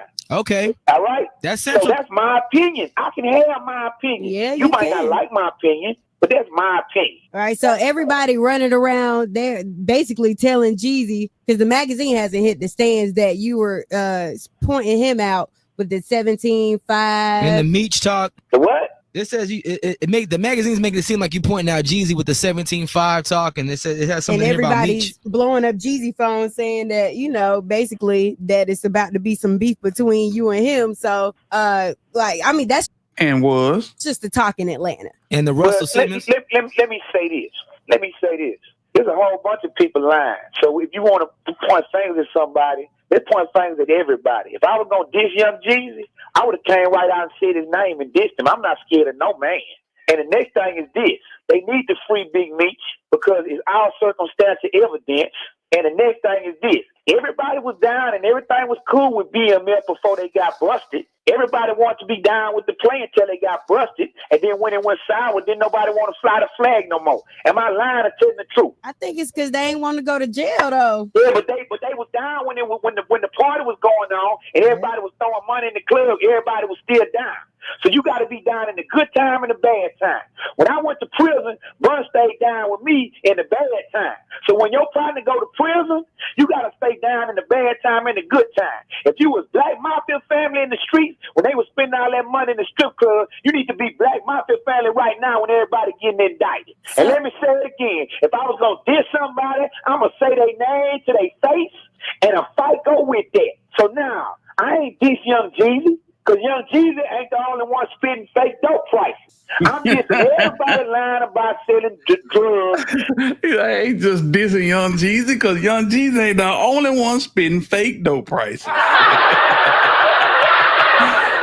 This nigga was hell, fool. It ain't touched a nail truth. All right, what's up with the Russell Simmons comment? What about it? I mean, it's basically saying that he's a what about it, man? Okay. That's kind of self-explanatory. Yeah, right. It is. But Mr. Pimp C, basically, do you think, all right, you know, Bun held it down. There were a lot of, you know, quote unquote fake rappers supporting the UGK movement while you were locked away. Do you think that your comments are going to ruin some of the relationships that Bun B made since you guys Easy are a money. group and they Well, look let me at you say as this. a group? If these is real people, they won't let my statements affect their relationships with Bun. Okay. But I got a lot of relationships with a lot of people I don't respect, I don't like, I don't want to work with. When I get ready to do my album and I'm calling you and calling you and calling you and you don't call me back, and that means you're not down with helping me get my thing together. But when it's time to do your album, you call me and I had a record back within 24 hours. That means I'm being a real what? Nigga. Exactly. So now, guess what? If you want to charge Bun B $50,000 for a verse and then try to come back to me and pay me $1 to get me on your album, guess what you are? You fake and you garbage. If you was a cartoon character on your first album, then you need to be a cartoon character on your last one. Wow. Now, let me say this. That's why I'm calling in, to let it be known that things I say don't need to reflect on my brother. He can have a relationship with them dudes all he wants to. Because truth of the matter is, if you fake and you abroad, and we go to a club somewhere and somebody jump on me, you ain't going to help me fight no way. Let's go. You're going to run. I don't need to be friends with you. And the next thing is this. If I ain't never had a personal phone number on you, I got to call your personal assistant to get to you. No flash. You ain't my friend in the first place. Respect. I'm down with Outkast, the Good and Mob, the whole Dungeon family. I'm down with Jerry Faith. You know what I'm saying? I'm down with Lil Jon. I'm down with people that get back in touch with me after I call them, man. If I'm calling you to do some work, and you don't get back with me, then you abroad. All you gotta do is call me and tell me you don't want to get on the record with me, and that's cool. Right. Hey, Pimp, what's up with, the new rappers? They may start to say, well, I have heard people say that you mad because of the new generation is on a whole new movement. What do you have to say about that? Who are the new rappers? I guess like Just a new rappers, T.I. period. and a Jeezy and all the one-hit wonders out here. Yeah, there's a They lot. would say because You think T.I. is a one-hit wonder? No. We talking about like the new artists. You see how it works? Yeah. He ain't lying. He caught his ass. Caught their ass slipping. Pimp double back on him real quick on some. Gotcha, bitch. Yeah. Now you see how your words can get mixed up? Now you see how somebody can write something and then people take it the wrong way? Now do you see that? Yeah. Okay, now let's back up. Now, the new rappers, who are they? Well, since you were away and came out, there's T.I., there's Jeezy, there's Flip, and who else? They're my names for their rappers. I mean, the list goes on. The list goes on. Young Jock, Dro. The list goes on, but they're saying that, since you were a part of the old game, that you don't respect the newer rappers on the scene. I could have swore I was on T.I.'s album explaining what the King of the South was, wasn't I? Yeah. Yeah, I was there. I just did a song with Young Jeezy called the Dickie song that didn't come out. And every time he called me to do something, I did it for free and never charged him no money. I could have sworn that after Crime Mob took my freestyle off the Lil Chicks mixtape and put it on their album, I didn't even sue him or do nothing to him. Let's go. I could have sworn that every time I get in an interview, I'm taking up for these dudes when it's some New York dudes or some LA dudes trying to diss them. I mean, show me one place where I talk down on Young Jock. Show me one place where I talk down on these dudes in a way to say that they not supposed to be in this game, they not supposed to be getting money. My thing is this. I want us to continue getting money for the next 15 years instead of falling off and letting it go back to the west or to the east because we're not putting no social commentary into the record. And the truth be told is, look,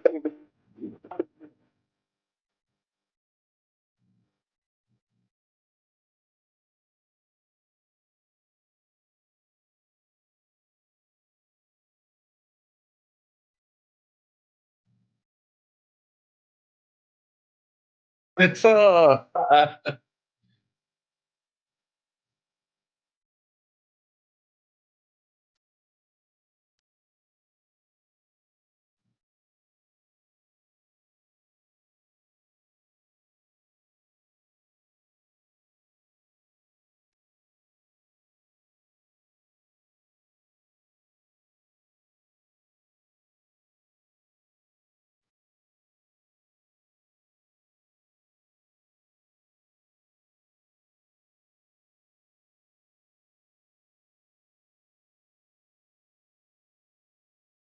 Shout out to my nigga Trig. Can't do nothing but Now, respect that, you go homeboy. back to that ozone article and you read every statement I made in there. And if you find a place in there where I lied about somebody, you research it. Y'all give me a call back and I clarify what I meant. There it is. There it is, pimp. Now guess what? Now let me say this, and I want it to be clear. I'm not apologizing for what I said. I'm clarifying what I meant by what I said. Correct. We all know Atlanta the South. We got to start acting like it's the South. And we got to start having some pride like it's the South. And let me say this, y'all might not like this, because a lot of people don't like stuff. But ATL is considered to be the gay capital of the world right now. And y'all got clubs over there with boys standing in the parking lot kissing on the mouth. And you know, if you're gay and you're out of the closet, that's cool, because everybody got their preference.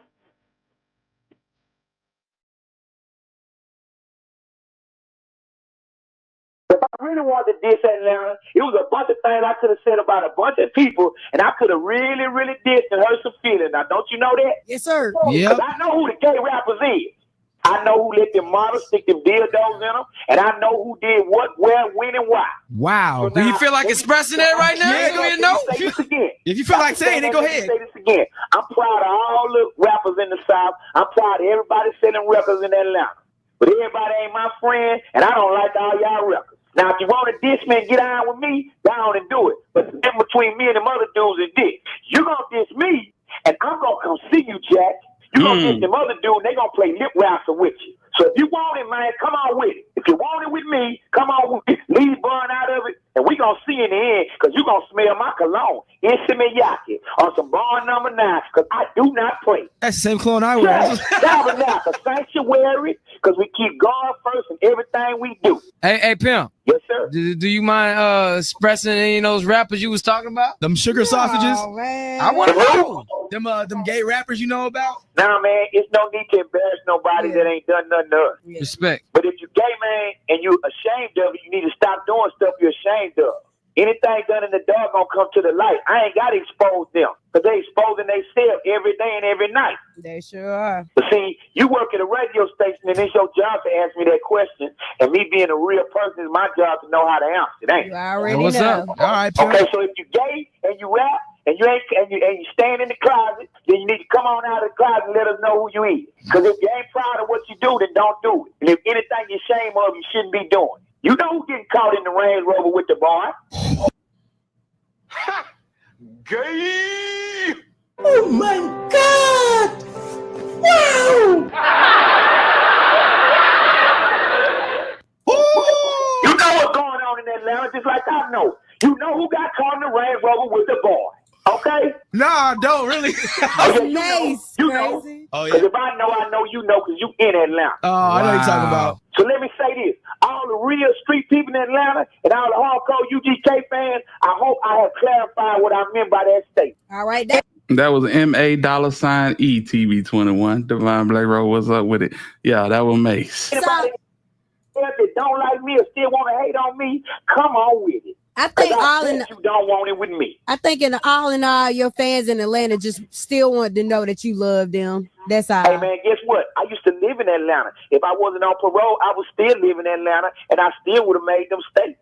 And I'm coming back to Atlanta as soon as somebody booked me a ticket to come there and do a show. We tried to get you to come last night. I had a blowout in the rain and had to change the tire myself. Oh, damn. If you have a blowout and you got both your kids in the back seat and your wife driving, is you going to jump in another car and leave them on the side of the road to go catch an airplane? Hell no. Anywhere? Nah. I didn't think you would.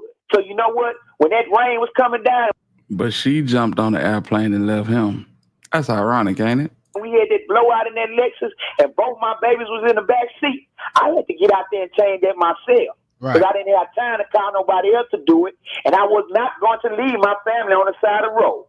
And anybody don't like that can eat 7,000 wee-wees and die.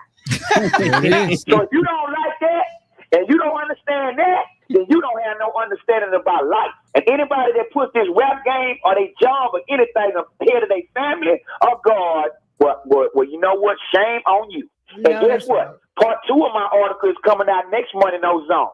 So get ready to get your jaws tight again. Can we expect to hear from you again next month, issue? You can hear from me anytime you want to. But let me tell you this, man.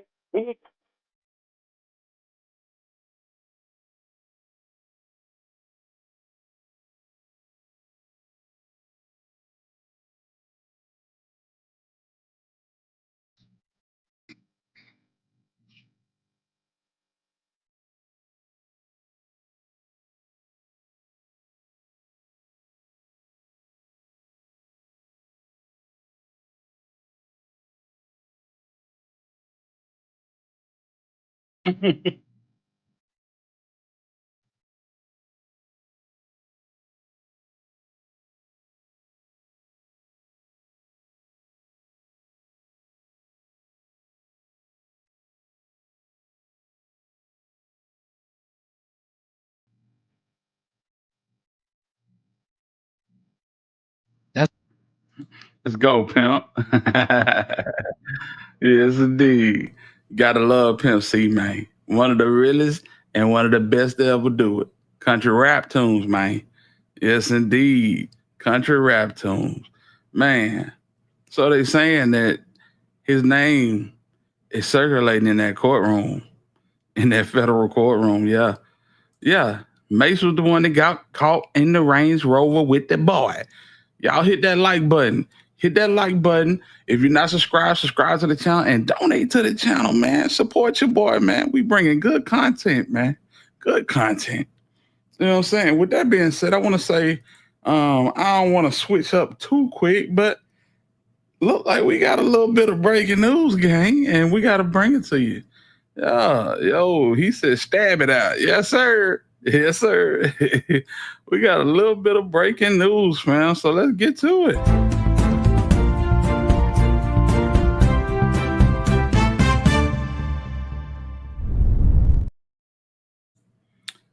Squad, man, it looks like none other. And where my dog at? Let me get to it right quick. Let's see here. Shout out to my dog K Dizzle, Kevin Felder in the building. Yes. Had to give it up for my dog K Dizzle because he just put me on something crazy. Look like it's been a little bit of spinning going on. As we can bring this to you guys right here and right now, that the one and only Trey Slime has been active. Yeah, Trey Slime has healed up, got out the hospital. Y'all know Trey Slime got hit in the face last week. If y'all don't know who Trey Slime is, Trey Slime is a rapper from North Memphis, one signed to Lil Migo, one half of the Plug Brothers. He got hit in the face in the Ridgecrest Apartments, home of none other than Yo Gotti. But after being hit in the face, he got a warrant out for first degree M. Yeah, Lil Robert. And this is what I be talking about, fam. This is what I be talking about. Niggas that throw it all away. You know what I'm saying? SD salute to you. Yes, indeed. Yeah. Cats just throw it all away. You know what I'm saying? This dude had a bright future and chunked it just to, you know what I'm saying, do rap and a whole bunch of other crazy stuff. So now it looks like Lil Robert Mitchell is wanted for first degree murder. That's crazy. Boy. Trey Slime, y'all. We knew that something was going to happen with this kid. Either he was going to get unalived or he was going to do something just like this. You know what I'm saying? His partner backdoored Migo and robbed him of all his jewelry and some designer and money and a whole lot of other shit. Y'all remember that, right? That was about a year ago. Yeah, that was about a year ago. And that kind of ruined his relationship with Migo. And from that point, he was out here. He was out here for real. You know what I'm saying? On some real street-ish. Yeah. Crazy work. Shout out to Lil Robert. You know what I'm saying? It's sad. Boy, I tell you. All right. How you go from this to this? How you go from this to wanted for murder, man?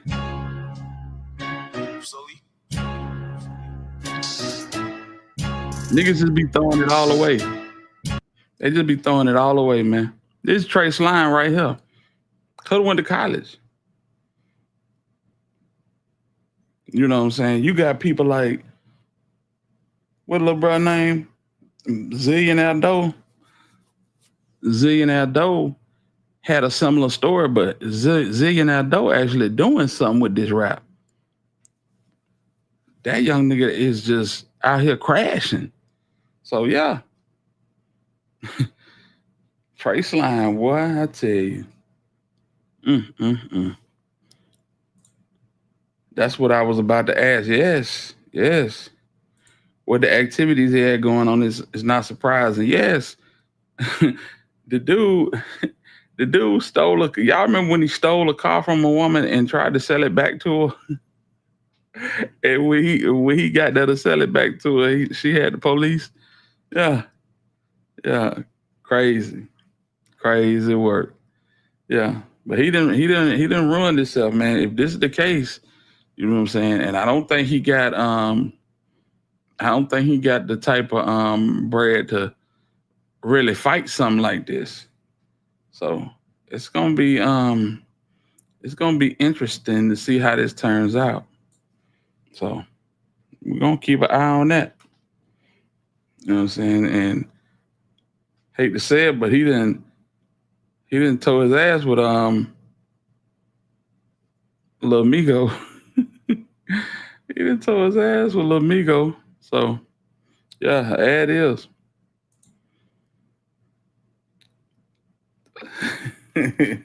Migo. He got, yes. I wonder what happened to the kid that got Lil Migo. That's a good one. I think his name was Boo Two Guns. Yeah. It's funny how I remember that. His name was Boo Two Guns, but you know what I'm saying? Hadn't heard much from him either. He took a life test and lost his freedom in the process. That's crazy. Man, I'm trying to see. Let's see here.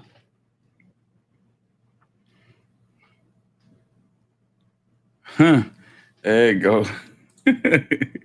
It's sad. It's not even funny. It's actually sad, bro. Yeah. This is what I was trying to tell y'all about earlier. Police after getting set up by the woman he allegedly ripped off. Investigators say Robert Mitchell stole that woman's car. This bizarre story doesn't end there. Officers say he then tried to sell it back to her. WREG's Andrew Allison joins us live from 201 Poplar tonight. And Andrew, exactly how did the woman get her car back? Yeah, she worked with police to set up a sting operation. And according to investigators, Mitchell fell for it hook, line, and sinker. That's what you would call it, a stupid criminal. What some are saying about an accused thief who fell for a sting operation coordinated by police and the woman he allegedly stole from. She took a chance, though. She took a big chance. And it paid off. Investigators say Robert Mitchell knows the woman and claim he recently stole her car while it was parked at the Hotel Indigo in downtown Memphis. They say he then called her and told her she could have it back for $3,000. A backstabbing type person, a two-faced person. No good type person, The woman called police who worked with her to set up the sting. According to investigators, she had Mitchell text her photos of the car to prove he had it, then arranged a time and place to buy it back. But when Mitchell got there, the cops were waiting. You do the crime, you do the time. The 20-year-old now charged with theft and extortion. You do wrong, follow you, so. This woman lives in Mitchell's neighborhood. Yeah, I've seen him up there at the stove. And says it breaks her heart to see someone so young in so much trouble. I'm sad for all the young people because I don't know if we living in the last days and they're not thinking, they just acting before thinking, and it's just really bad, so. She's hoping. This nigga stole her car, hit her up, and told her, you can get it back for $3,000. Damn. This young man walks away from the darkness and into the light. He got a chance to try to turn his life around and try to earn what he wants in life than to be out here trying to take stuff from folks. Yeah, Mitchell was released on bond, so we went to his Touched in the home, but head. family members told us he wasn't there, and they didn't want to comment. Live downtown, Andrew Ellis and WRG News, Channel 3. Damn, y'all. Damn, that's sad, bro. That's sad as hell. Granny said these babies touched in the head. Jesus. He'll make bond more than likely. Yeah. Oh yeah. Most definitely. Especially the way, you know what I'm saying.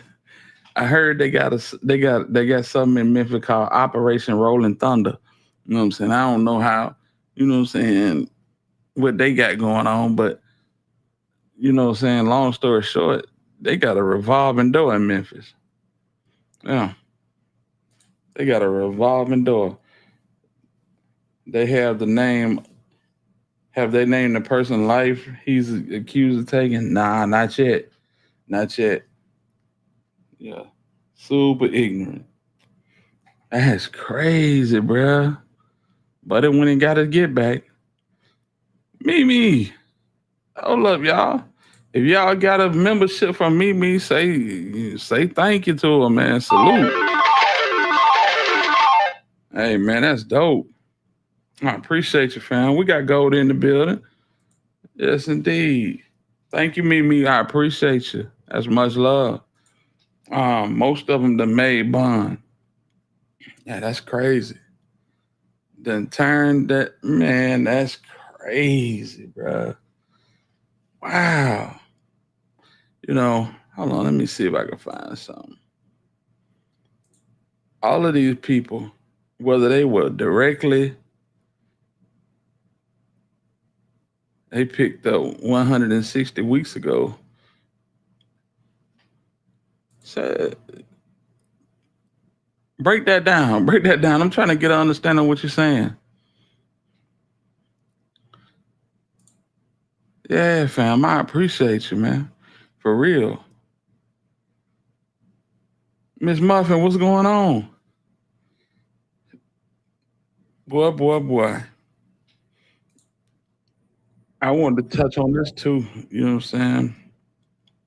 Because this is a cat that I like, and I enjoy his content, but I don't know if he had a sucker attack. I don't know if he had a sucker attack or went on a sympathon, but he got arrested over the weekend. This is Ha Davis. Yeah, we on Boss Talk TV. Shout out to E. He the reason you see. Social media comedian Haha Davis is behind bars. Shout out to Boss Talk. Yeah, shout out to E. For no laughing matter here. He is accused of domestic violence. The Detroit native, whose real name is Carlos Davis, was arrested by Utica police on Friday. Investigators haven't released any additional information on the victims. We don't know much about the circumstances.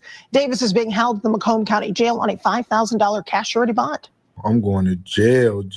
I'm finna turn into an R&B singer because I'm finna be singing. I'm finna tell on everybody. I can't do jail. Jail be looking unusual. Jail man, yes, me. Wow, make sure you like, subscribe to the channel. Look like Ha Davis, man, is locked up. It's tripping me out because I seen this and I thought it might have been a joke, because that's one of the things that he do on his skits is he tell jokes about being arrested, like a lot of the skit guys do. And here, no, it's actually a real thing, man. In Utica, I didn't even know that where Utica was at. I had to look that up, and I was like, man, Utica, New York, man. But it's crazy because it doesn't give you much details on what he done or what the situation is, but it does tell you that it was domestic violence. And I'm gonna be honest with you. This may be a thing where it could be an okay thing with him being in Utica. Maybe they don't know who he is and maybe they won't up the ante on him. But if they do know who he is, a lot of times once they see they got him somebody that's in the news or somebody that's popular, I'm pretty sure they know that man is an influencer. that mugshot crazy as hell though. He looked like he know he in trouble. Damn, that's sad. They take measures to the extreme because they're trying to prove a point, make a name for the city. The prosecuting attorney, he might up the ante just to try to figure out ways to bring some type of look to him for his own benefits when it comes down to where he's striving to be in the future. A lot of times when you get a high profile person that done something in these smaller cities or in these places where they'll try to up the ante on you. So that one thing I see is that this could be a good thing if they don't trip or find out, you know, the local. Man, I'm trying to find out what he did, fam. You know what I'm saying?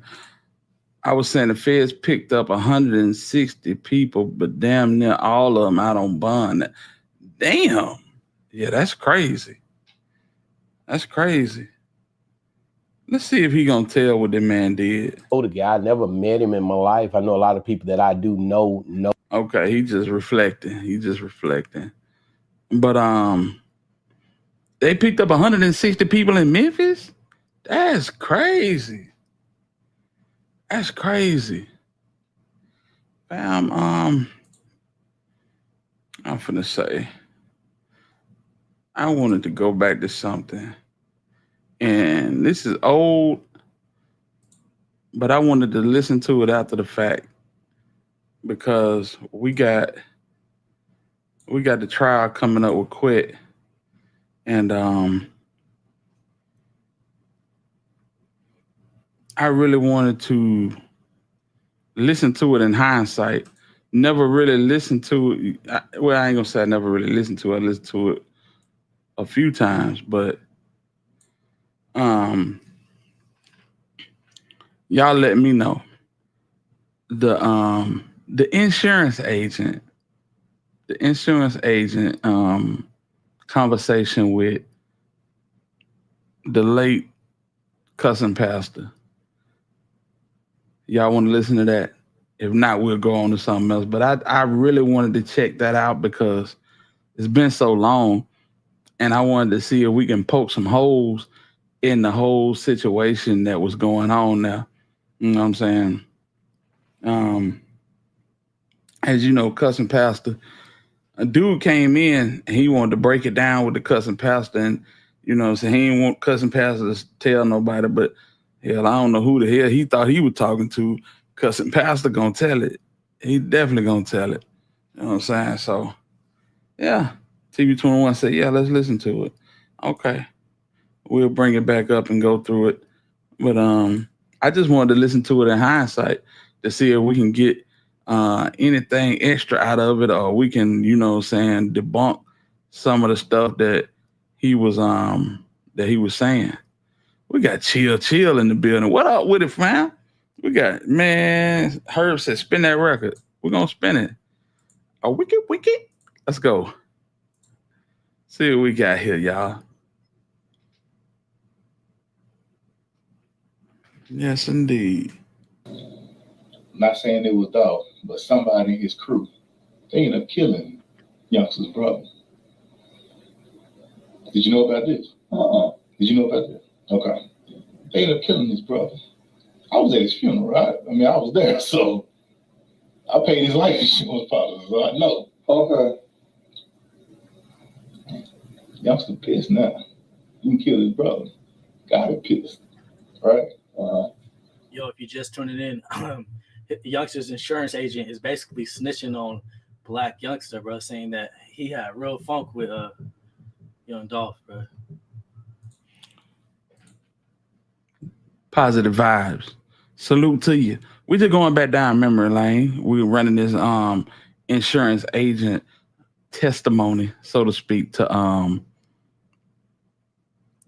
the late great cousin pastor. See if we can find some truths. I don't think nobody from Dolph Camp did nothing to Youngster brother, but you know what I'm saying? That's just me. So we're gonna see what's gonna happen. Chill. Basically snitched on him, said. So let's fast forward to October of this year. Because they was like, okay, we're gonna let this shit cool out, die down, then we're gonna get his ass. But Dolph was thinking the same thing. We're gonna let this shit cool down, I'm gonna get his ass. Okay. Youngster had a concert here on the 29th, I think, of October, which was a Friday, I think. Okay. Youngster was leaving out the FedEx Forum in his truck, his armored truck. Don't forget to smash that like button, gang. Got shot at. Got shot up over. Where is it at? When was this? Where's the truck? Where is it now? I get to that. It was downstairs this morning. Where's it now? I don't know. It's gone. It's gone. Matter of fact, when I called you earlier, you got the pictures? I don't have pictures, but I want you to see this. I don't want to take no pictures, but this today's day, right? I talked to you, but he called me. You know what it is? That's Young. He called me. He said, well, actually, he had been calling me. He called me 2 times yesterday. He called me. Hold on, the date it happened. It happened 2 days ago, right? He called me right after it happened, about 3 something, right? Called me again at 6 something. So he's calling me, and I didn't know what was going on, right? I'm getting to where happened the truck. But anyway, October 29th, shot up the truck. He called me. He called me that Saturday morning. He said, hey, man, I need you to come pick up my truck and get it fixed. I said, nigga, I ain't no damn mechanic. You know what I mean? I can't fix your truck. He was like, man, my truck got shot up. I was in it. I need it fixed. That's how. Sight, we're going back down memory lane, going through this insurance man interview. I just gave you the key fob to the elevator if you want to come up. Okay, I know what this means. I got you. Said bring the truck to. Well, I'm sorry. I said, what hotel you in? I'm gonna show you something because I don't want you to think I'm just bullshit. I said what hotel? This was on the 30th, Saturday, October 30th. I said, what hotel are you in? He told me where he was, gave me the address. I went and picked the truck up. Took the truck down to Jack Morris to try to get it fixed. But of course, they don't have bulletproof glass there. So they had to order the part. Truck had been sitting down here since October 30th, waiting on the parts to come in. So just so happened, the day before the murder of Young Dolph, he called me, a youngster called me. He said, hey man, where my truck at? I said, man, your truck, downstairs waiting to get fixed. He said, he ain't got fixed yet. I said, no, I'm still waiting on the parts to come in. I said, everything's slow right now, because of COVID and everything else. He said, man, I need that truck. I need that truck for tomorrow. I said, what, you got some shows to do tomorrow or something? He said, no, I got some traveling to do. I need to get around. I said, well, ain't you in Atlanta? Because that's usually where he is.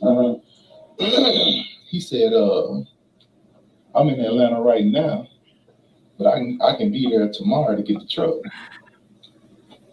You think, hey, K-Dog, you think brother went underground? He done put on a whole disguise and everything, huh? Yeah, I mean, it's that season. I think he done had it on for a minute now.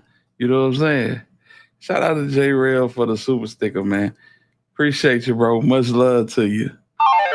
That's love. I said tomorrow, which was, what was that? That was the 17th. Yeah, Rose, what I it said, do? okay, well, if you come tomorrow, the truck won't be ready, but you can go ahead and drive it around because the windows and stuff like that are still good. Like, you ain't got to worry about nobody shooting at you or nothing. He was like, yeah, that's really why I need it, because I don't want nobody shooting at me. I said, all right, cool. So then this stuff happened, right? And he called me at 3:15. You saw it. He said, man, where my truck? He called me and said, man, where my truck at? I said, shit, it's still where it was. I didn't come get that truck, man. I said, who you gonna send up here to get it? Because I know you're out of town.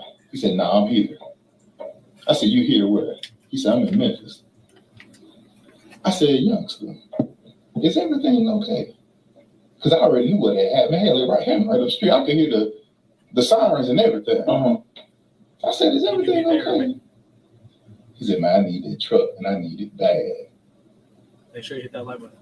I said, I don't know what's going on. I said, but meet me up here tonight at about 6 o'clock so you can get that truck. He called me. You see the things on the 17th. So what you was? Let me tell you what he said. He called me and said, make sure I don't get these dates right.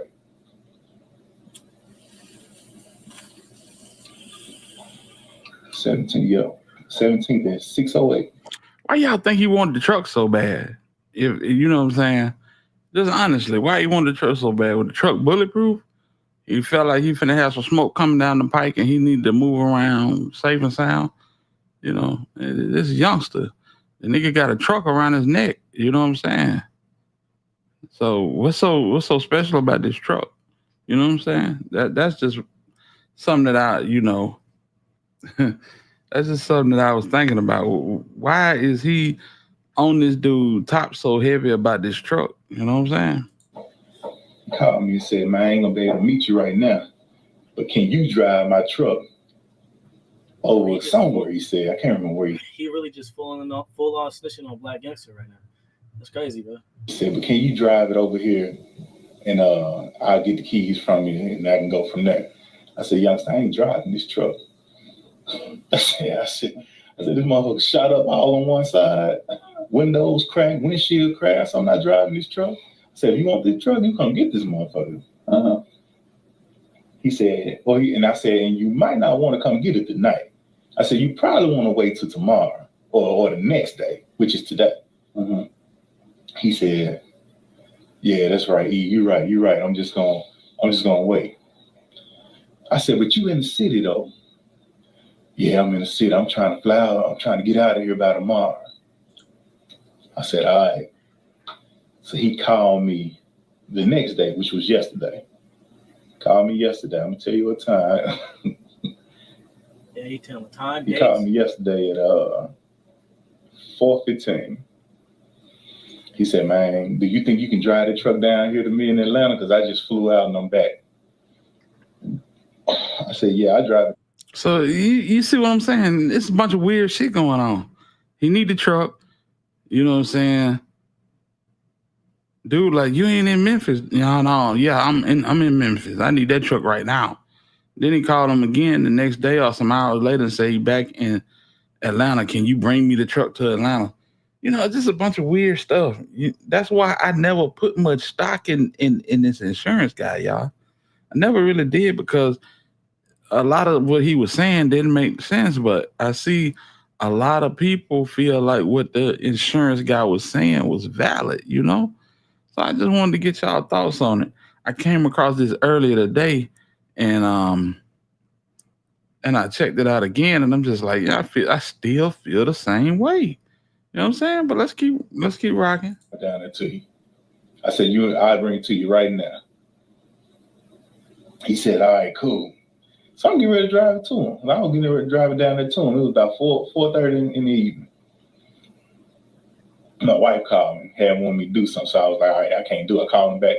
I said, I can't do it. He said, well, I'm going to have somebody come pick the truck up tomorrow, which was today. He called me at 10:55 this morning. He said, is the truck ready? I said, yeah. He said, all right, I'm going to send somebody up there to get it. He called me again. He called me at 12:30. He said, I'm here. I said, you here? He said, yeah, I'm here. I said, I thought you said you flew out to Atlanta. You see what I'm saying? This shit is weird, man. It's weird. Who are you talking about, Ty? You talking about the insurance man? How many times you think they done question the insurance man? Yeah, ain't no telling. Ain't no telling. I wonder how much information or how much. Yeah, I don't know how much truth the laws even put into this. You know what I'm saying? But who knows? Who knows? You know what I'm saying? Because if they bring any type of indictment down on these boy from the federal level, he may be called to come forward. Who knows? Yesterday, no, I had to come back. I said, where you at, man? He said, I'm downstairs. I said, pull up to the back, right back here, back at the jail. Because I had the truck right here. Mm-hmm. He pulled around there.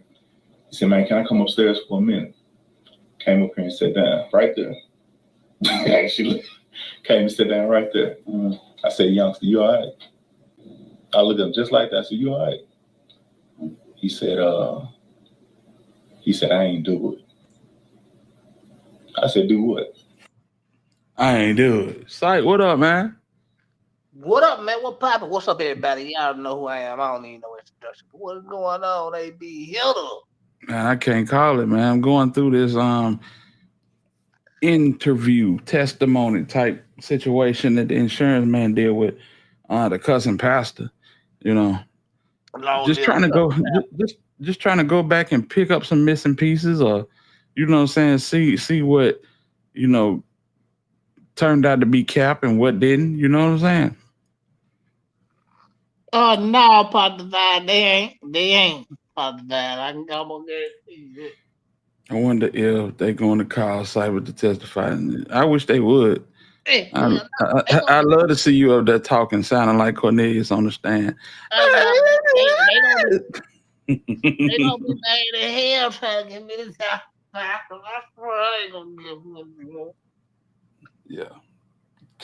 Shit. He said, I ain't do it. I don't care what they say, I ain't do it. I said, what are you talking about? Man, you know what I'm talking about. You know what I'm talking about. I ain't do it. I said, youngster. I don't call him youngster, I call him Sammy. I said, show them the picture of that car that they looking for. Mm-hmm. I said, who car is this? I don't know who car that is. So I did this right here. Oh, I don't know. I said, you don't know who car that is? I said, is that not a white Mercedes-Benz C300 that they looking for right now? He said, man, that's my girlfriend calling the policy. This is policy right here. All right. I said, that ain't that car right there, that white car. Uh-huh. I said, man, that's my girlfriend car you talking about right there. I said, youngster, are you all right? He said, man, I don't know what you're talking about. I don't know nothing. I said, let me tell you this right here. You got me caught up in some shit right now. I said, that car that's in your name, that you got insurance on, that you wrecked last year when you called me and told me you wrecked it. On the side. Behind the passenger door. Yeah. Is it behind the passenger door? I think. Yeah. I said that car. Ain't but two doors. Ain't but two doors. Right. And on the passenger side, you can see where it's roughed up. I said you should have got that car fixed. When they have girl wrecked.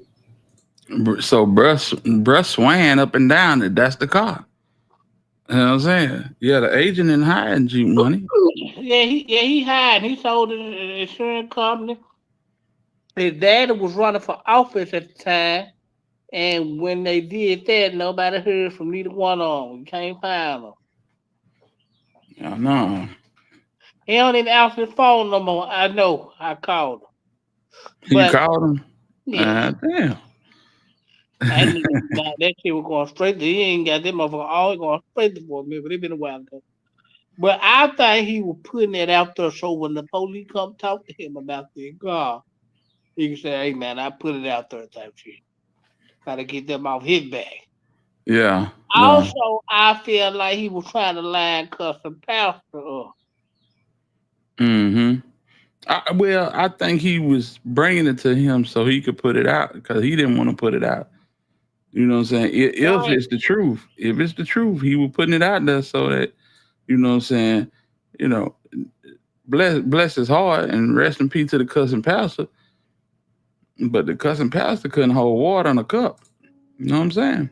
Joe could, and he wasn't ashamed about that. I'm gonna tell that motherfucker. But Right. now, see, the thing was this. This what the cussing pastor said. That he tried to use him to put the shit out, right? Mm-hmm. Then when he got on him, he come over there trying to offer the pastor, I think, like $250, $300, something like this. I remember that. Pastor like, nah, motherfucker, you ain't gonna take me down to use me to put out information. And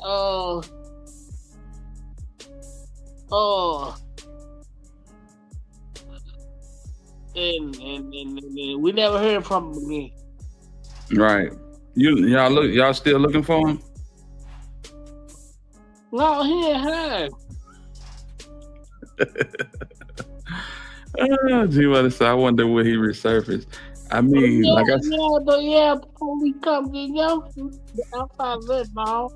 you know, he might resurface if, you know, saying there's a federal indictment or something. Yeah, trust me, y'all. I'm gonna take this to the bank. He ain't resurfacing while black youngsters still on the street. I'm gonna guarantee you that. Yeah, I can believe that. Let's get back to it. I said, now these niggas riding around in their motherfucking car. I said, best thing you can do right now is say their car stolen, and I filed a report for it right now. Well, man, can you go? That's what they always do. I said, man, you fucked up. I said, y'all ain't think this shit out, man. I said, you fucked up. Man, I don't know what you're talking about, man. Give me my keys so I can roll. I gave the nigga them keys. Can you hear that? It don't come back. And it don't come back to you, though. Yeah. And you in the car, and you in the town. I said, Sam, y'all in the car, and you in town. I said, that's why. Yeah. That's not true, bro. You in the car, and you in town. Do you understand what I'm telling you? I said, God in Miami right now. And staying. I said, Moneybag in Atlanta right now.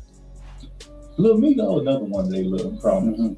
I said, he in Atlanta right now. Lil Migo, another one of they little cronies. Hey, you Migo? Crazy as hell. Hey, speaking of Lil Migo, did you hear the news already? We already talked about it. You heard about it? Yeah. Oh, okay. Well, I ain't got to talk about it. You got any more details on it? No, not right now. But I'm waiting on my line to ring. I might have something. For sure. Hopefully before 9 o'clock, I might have something. There you go. So just stay tuned. Stay tuned to Cypress TV. I said, but you the only motherfucker here right now. And that is your woman's car. And your woman called the news. I said, man, you need to get in that trouble. And get out of here. Get the fuck up out of here, man. I'm like, said, all right. Man, I just called you, man. And he stood up. Just like this. He stood up right there. And he said, man, we've been through a lot together. And I love you. He grabbed my hand, and the way he stand up, the way he hugged, like embraced me, like this here. He did this, and then he said, "What they doing over there? Ain't no party like a Diddy party." He said, "Man, I love you," just like this. Like he knows he's in the back. I said, "Man, is anything wrong with you, man?" He said, "Man, I gotta go."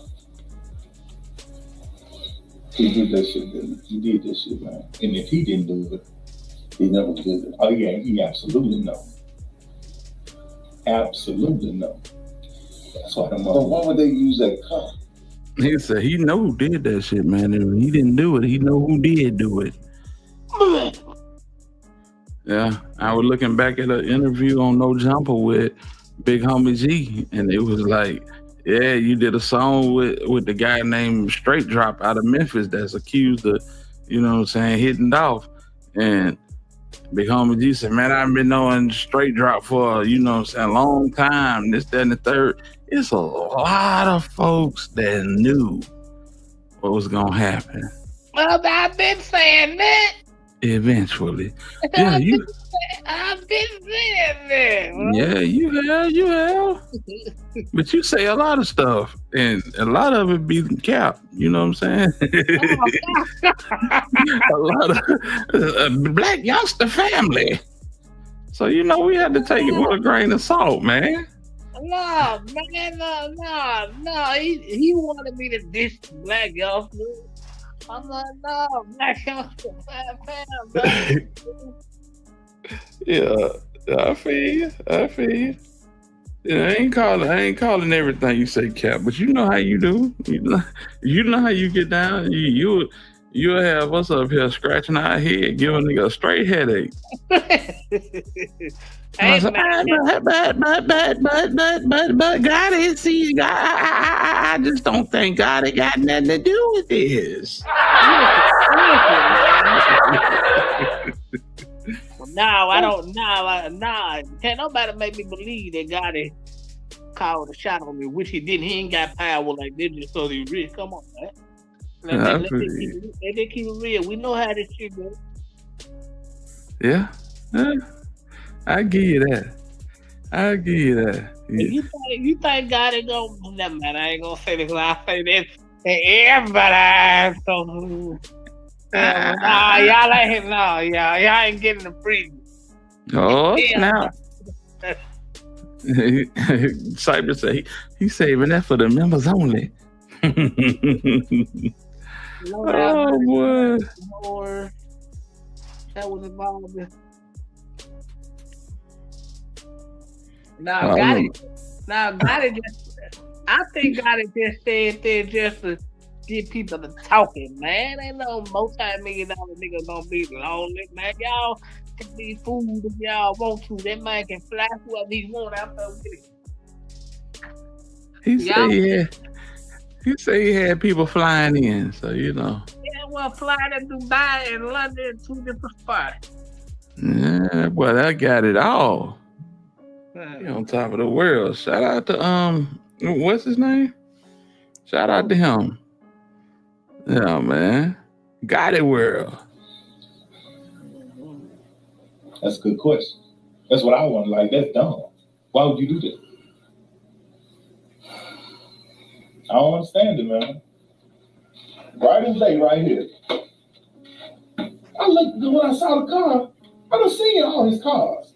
Yeah, he got 2 Mercedes like that, or 3 or 4 Mercedes like that. G, Lamborghini, another Lamborghini, and a G. You know the truck right here. That was just talking about the armored truck. I said, man, come on, why would you do like you take no pictures of the truck? Hell no, I don't know evidence of my phone. I ain't tell nobody else. Yeah, man. My bad.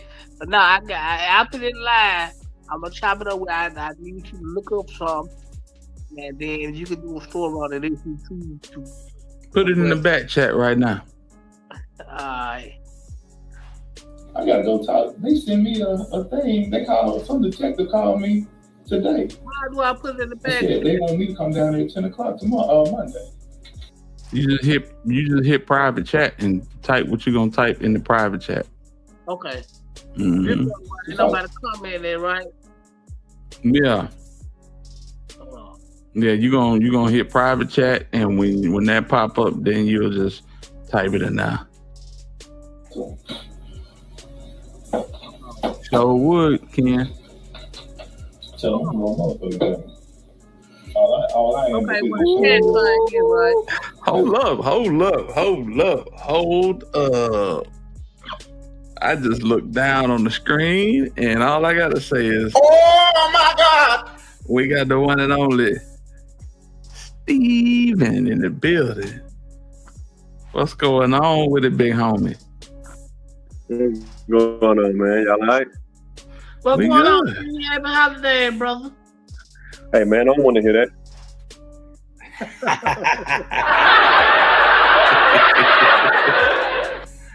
What's up, Steve? Nah, I ain't gonna be up here long. I just had a question for Cypress. Now, Cypress, you just said. Now, I want to make sure I get this right. You said, you know, Gotti didn't call that because what now? Because he ain't got power like that. A multi-millionaire. That what you said? Yeah. Now what I'm saying is this, bro. Mm-hmm. He ain't got pulled in the streets to do that. If that was the case, he would have been around a whole bunch of people. He's not around street cats like that outside of his circle. Like I'm listen, I never said that Gotti wouldn't know. Let me clear that shit up. I ain't gonna say he didn't know because apparently everybody knew the insurance man knew about this shit. But what I'm saying is he wasn't the one that would call the shot to go green like this shit. No, he ain't gotta do like that. I think you said. I just don't think Gotti involved. That's what you said. That's what you said. You said Gotti not involved. Yeah. So I get it. So Cypress, if Gotti didn't have that much pull, how do you think his brother, who didn't have as much money, had more pull than him? Whether he was in the streets or not. Because his brother is a street nigga. He ain't. He just rap about the street, bro. Poppin' Cypress. That's the major difference. See, that's what y'all have. See, his brother calls her shit in the street. He can't. Like people, okay, you got money, but nigga, your voice don't reach like that. You gotta have somebody else to go call it. It gonna get done, but somebody else gotta call that nigga. You can't. You ain't respected like that. I won't give a fuck how much money you got. Sorry, but you do know that the feds have a lot of information.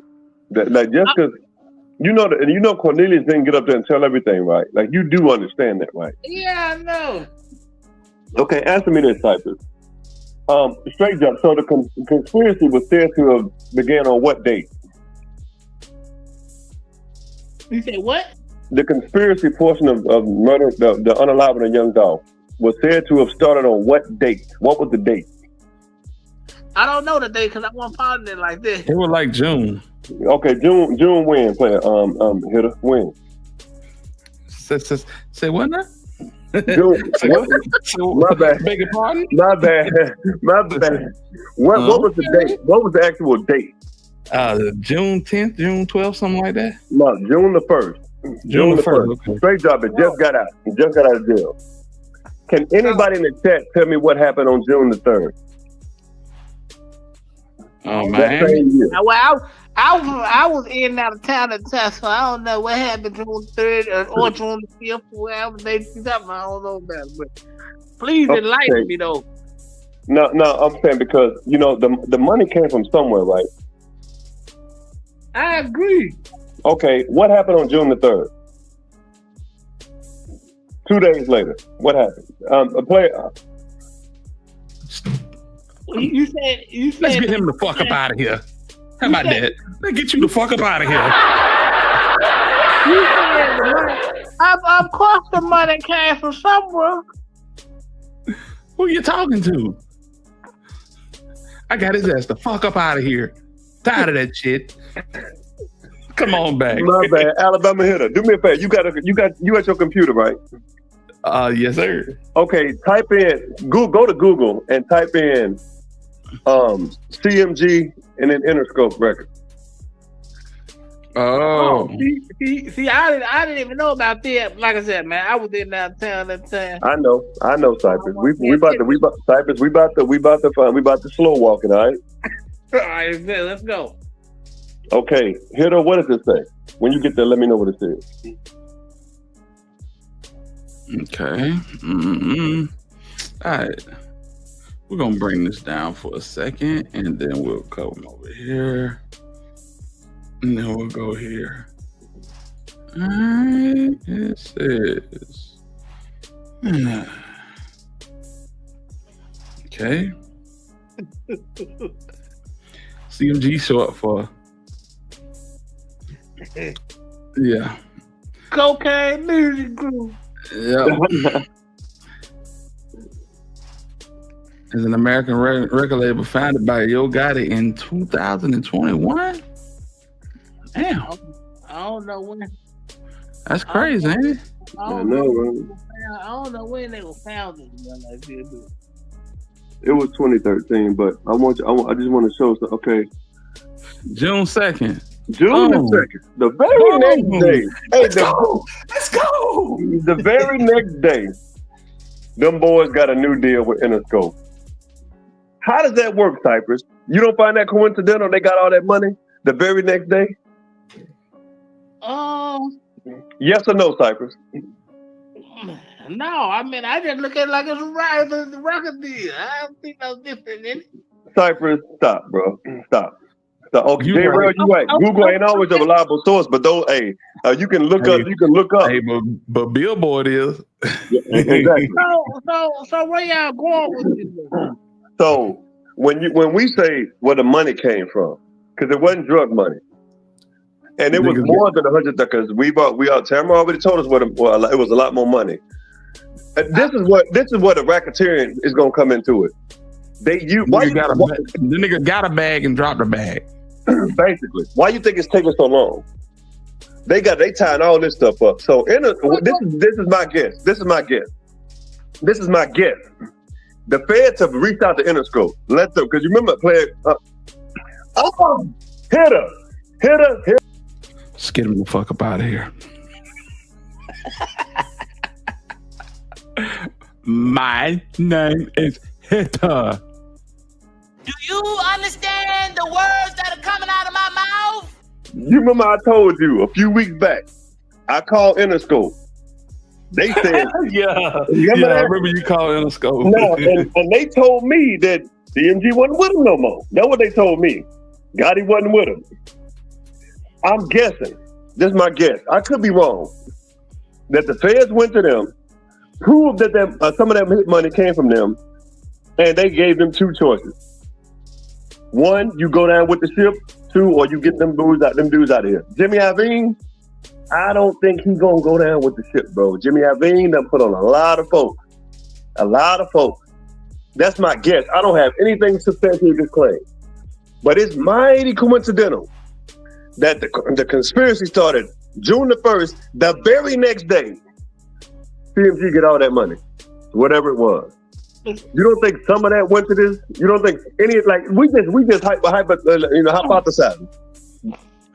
Could it be possible, Cypress? Because they can trace the money. Once the feds got the money, I ain't gonna say it could be possible, man. You know, since you said it like that, I can't say it couldn't be possible because I wasn't positive like that. But I got a question for you, man. No. We ain't doing that because you love changing that, and we ain't doing that. Don't even try it. All right, let's go. All right, look, man. Go ahead. But I don't know. I wasn't following their deal. Like, okay, you wasn't. You wasn't following. But I also find this coincidental. Let's go. That even say that it didn't come from that. Say it didn't come from that money. Where did the actual money come from? Because they didn't have money like that. When you look at the year, they weren't putting out music like that. They really weren't. So where did the money come from in 2021? And why did they all have to get? Because according to Tamara, multiple record labels put in, and Mr. Ian, multiple record labels put in on this. CMG wasn't making money like that. So if it was like the pot was $2 million, Gotti never didn't have that. Youngster wasn't selling like that. Money back, he was doing all right. Gotti had. Hold on, y'all. Hey, Ken, as long as you keep typing that comment, I'm gonna keep deleting it. You gonna give me flag typing that statement out like that. You gotta be creative with it. Let's keep going. All right. So they didn't have, because Dolph was putting out albums like it was nothing. He dropped 3 in 2017. So I also think when y'all say he was doing too much, that means he was being too successful. Because Dolph was putting out a lot of albums. Paper Route was putting out, but Dolph was killing them. That's what y'all mean when he was doing too much. But back to my question. Where'd the money come from? Because Youngster wasn't making money like that. That ain't what I meant. I meant he was Talking too much. Man, stop it. No, you don't. Anyway, back to the question. Where did the money come from? Because CMG wasn't selling records like that, bro. You act like that man didn't have money before he got a distribution. I didn't say that. I didn't say that. Back to my question. Where did the money come from? I don't know where the money come from. I can't say it was from Interscope because they might didn't have the money. You're right. Interscope might have had nothing to do with it. That Interscope might have been completely innocent. But Interscope gave that money to Gotti and CMG. So if the feds, which I believe they already had, they traced that back. Interscope ain't going down because of Gotti. Interscope been around for decades. They're not going down for that. You get what I'm saying? No record label never go down. They didn't go down for Death Row. So I know they ain't going down for CMG. You're right. So where this and once again, I'm not saying CMG didn't have money. I'm saying they didn't have money like that. Because even I know Dolph was extorting them, and you know what I'm talking about. Dolph was extorting. Was Dolph not extorting them boys after every time he got shot? What was Dolph making them do? Let's put it out there. Okay, he was making them pay him. Okay. Pay to not go to court. So every time he was making them pay $1 or $2 million. Every time he wouldn't show up, wasn't he? Damn. Well, yeah, he was. Of course, he was gonna get some money regardless out of it. Right. Yeah, he was gonna get some money out of it. I mean, we know how the game goes. Go ahead. So y'all might, for those who didn't know that, yes, that's why Dolph wasn't showing up to court. He was making them pay. $1 million, $2 million. More incentive for this rat soup coat eating motherfucker right here to put a hit on him. Yeah, they were mad at that. So y'all heard it here first. Maybe if whoever didn't know that, now you know. So if he was making them pay all this money, where's this, what else? What are they making money from? Because it wasn't the dope gang. Because like you said, Dolph had that sold up. Privé wasn't making money like that. That daycare wasn't making money like that. Well, Gotti don't need the daycare money or Privé money. Man, Cypress. He don't, man. But Bags was selling out the front. Bag music still selling. Global. In 2021, name me one bag song that was charting in 2020. I ain't got the name one bag song. You do. No, I don't. Because bag music was been still selling since he been dropping them. Okay, this is what I got you. When was Moneybag's last #1 album? #1. When was it? What year?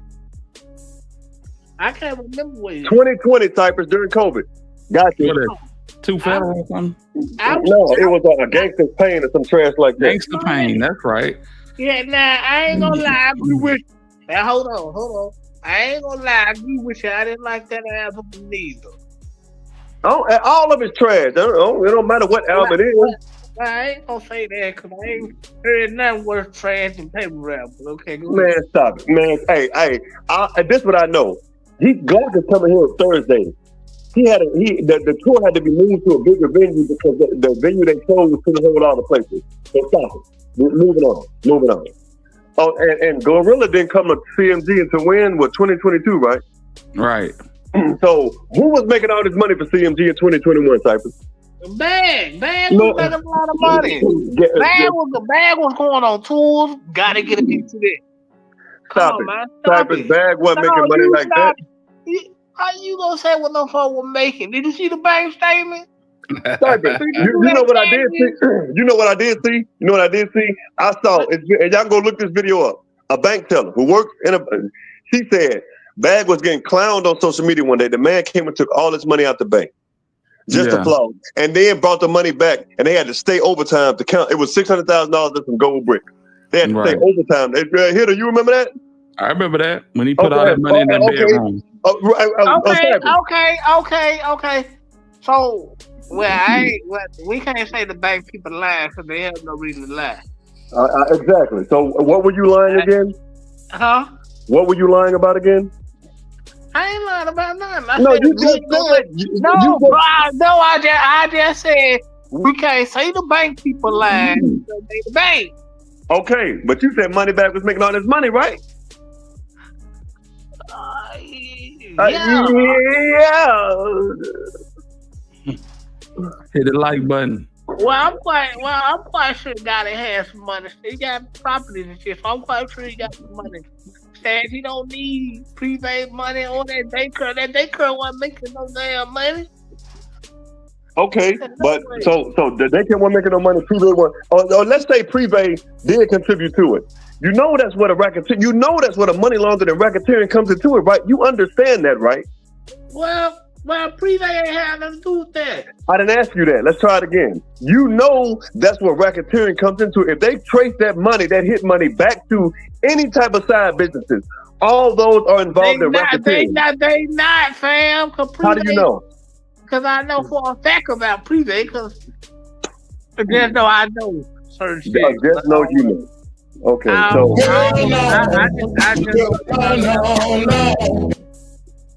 man, you stupid. Cypress, bro. I didn't even want to get up here and do this, but it's like I can say you my guy. You really not. You just don't be making no sense. I be wanting to just prove to you how wrong you are. I get tired of chopping you up, man. I'm not wrong. In fact, Yo Gotti have no dealings, no business dealings with Privé. He bought it for his mama, and everything in his that had nothing to do with Yo Gotti. So Yo Gotti ain't got no dealings with Privé, none. No, not now. He don't. Not now. Who runs Privé? Who runs Privé? Who runs Privé? Yeah. I don't know who runs, but I was told. Pebble Mouth of the South running it now. You were told who? I was told that Pepper Mouth of the South was running. Okay, so who is Pepper then? Pepper was a promoter out of Memphis. No. Who is Pepper? Pepper was a promoter out of Memphis. And what else? And who else was he? Now, I don't know nothing about. You know he was Gotti's manager. Stop. You know he was Gotti's manager. Stop. All right, look, man. He was a promoter. He managed Gotti and he managed Extra Black. Okay, y'all heard that, right? So Hitter, didn't he just say Gotti had no business dealing with Privé? He just said that, right? He did. Okay, so if Gotti ain't got no business dealing with Privé, why is Gotti's business manager in Privé, Cypress? He ain't got it. Well, I can't say. Well, I ain't gonna say he ain't got it manager anymore. But that don't have nothing to do with goddamn because hell, he might got Jardine to ask him to do that. He might. I asked you what he might. I asked you. Let's try it again, Cypress, because I'm going to what you said. You said, and the chat heard you. You said Gotti ain't got no business dealing with Privé. I asked you who Pepper was. You said he was a promoter and his manager. If he has no business dealings with Privé, why is his ex-manager in Privé running it? If he had no business dealings with Privé, the restaurant that his mother owns, that his name is on. Go ask Jardine. No, I'm asking you, Heavy Camp Cypress. I'm asking you. Not Heavy Camp. Jardine knows Privé. I'm asking you, okay, so who is Geraldine? Who is Geraldine then? That's got his mama. So, but he got no business dealings with Privé, right? Who? Gotti. No, his mama even said that shit. Okay. Let's try this then. What kind of alcohol? What kind of champagne do they serve at events in Privé? What's the name of what's the name of the liquor? Oh, they serve a lot of shit. No. I'm the a special event. What liquor do they serve? What liquor are they stocked up on all the time? I don't know. I'm not at a special event, so I can't Okay. It's called Ace of Spades. You know what that is? Yep. Yeah, I know what that is. Yeah, okay. Where does that come from? Where does that come from? Where does that come from?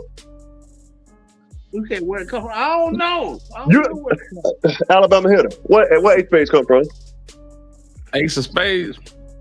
I don't know where Ace of Spades come from, but I know what you're talking about. Okay, Ace of Spades is Jay-Z's. I never followed that. He got, but now I got you. Now I got you right where I want you. You said no business dealing. So does Gotti not do business with Jay-Z? Simple yes or no.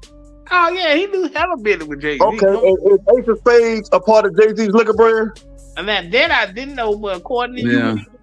Okay, so if Gotti don't do business with them and don't do business with Privé, and Ace of Spades is a part of Jay-Z's brand that Gotti does business with, then you just caught yourself in like 5 lies. It was so easy, Cypress. It ain't even hard to cop you up. People can go to the liquor store and buy Ace of Spades. It ain't You like they. cannot buy Ace of Spades at the liquor store, Cypress. Stop it. It's like $2.50 a bottle. Yeah, You cannot buy it at what liquor store you know about sell Ace of Spades? Tell me. You can find some in Memphis that don't sell that shit. You Cypress, okay, name me one liquor store then that sell Ace of Spades. I ain't doing all that, but yeah. You can't. All right, man. I know it's a Cypress. I could have been chopped you up, bruh.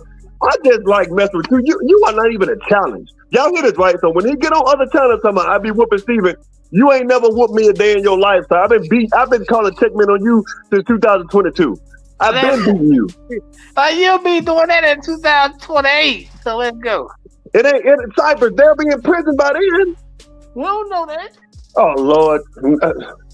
Hitter, you see what I'm saying, Hitter? You see? Yeah, it ain't Hitter. It ain't no beating. Like you can beat him, you can pin him in a cage, climb the cage, get out. He be like, "Oh, it ain't over yet." I've been called checkmate on you, my boy. Hey, listen, man. To the FBI announce charges, man. It ain't over, man. It ain't. Oh, you right because the feds. If you think Diddy in trouble, you ain't seen nothing yet, boy. The feds go, man. Listen, Cypress. Okay, one last question, Cypress. One last, and I'm gonna let you go. I need an actual answer because on the stand, Cornelius said, "I ain't even know dog." Right? That's what he said, right? He said that, right? Cornelius said, "I ain't even know dog." Right? Cypress. You said what? Cornelius said what? Boy, oh, now you can't hear. On the stand, the witness said, Cornelius Smith said, "I ain't even know dog." Right? Didn't he say that? Yeah, he said he ain't no dog person. Yeah. Okay, so riddle me this. When Tamara said that kite said, take Gotti and Juke down because they ain't messing with us, do you think she was lying? When Cornelius said it said Juke and Quet, do you think Tamara was lying? Simple yes or no? No, I don't think she was lying. Okay, so she wasn't lying about that. Then why is she lying about anything else? I never said she was lying. No, but you act like CMG ain't going down. She told us multiple times that CMG going down. So if you just admit it. You just admitted, nope. You know, Cypress, nope. Hold on. I never said that CMG wasn't going down. All I said was we can't say that Gotti didn't know. All the thing we can say is he didn't call the initial shot. That's the only thing I said. You took what I said, tried to twist it. The feds believe otherwise, Cypress. Who called the initial shot then? It wasn't Juke. Because you the same dude to say, well, in the state court they said Juke. When Tamara already told us that state trial was Justin Johnson versus Tennessee. The federal trial ain't gonna be no Justin Johnson. They got him already. You do know the feds hide some stuff until trial, right? You understand that, right? Yeah, of course I know how the feds work. Okay then. So why? So after all these years, you still believe that God? And you really don't believe it. Like I said, you and I have had private conversations. Listen, man. Lying now. Listen. This is what I said, bro. Go ahead. I listen. All the thing I'm saying, I'm not seeing you twisted. I'm not saying he didn't know. I'm saying he didn't call it shot, fam. Well, that's another lie. He did call it. That's another. Your favorite enemy, Mr. Ian, said otherwise. Oh well, fuck me. I don't like Mr. I ain't gonna say the word. Okay, just because you don't like him, don't mean he ain't telling the truth. Man, I don't like Candace Owens a lot, but she be telling the truth sometimes. Okay, man. All right, then. So we're done with me chopping you up for the. I'm gonna watch the game. I just want to come up here and slice you up. It's very easy. Y'all got this on record, right? So don't let Cypress lie to y'all. Ain't as easy as you think you have to work. Please, man. I didn't, man. The only you know you got to work good caught up against me, Steve. You know better than that, man. Cypress, man. Look, the only sweating I do is because I walk outside because it's hot. You a breeze. It's a breeze, bro. It's like power book phone. You like breeze, man. Taylor, but that's it's a breeze. It ain't even hot. I be smiling, topping you up, bro. I be smiling because it's easy. Hey, Hitter, I'm gonna drop all respect to you, man. My bad. Hey, Hitter, you got my number, man. Hit me up, man. Hit me up. I got you, bro. All right, right, man. We got you. No, I can't hear that. I ain't saying nothing about that. All right, man. Let me drop down. Y'all be easy. Alright, you too.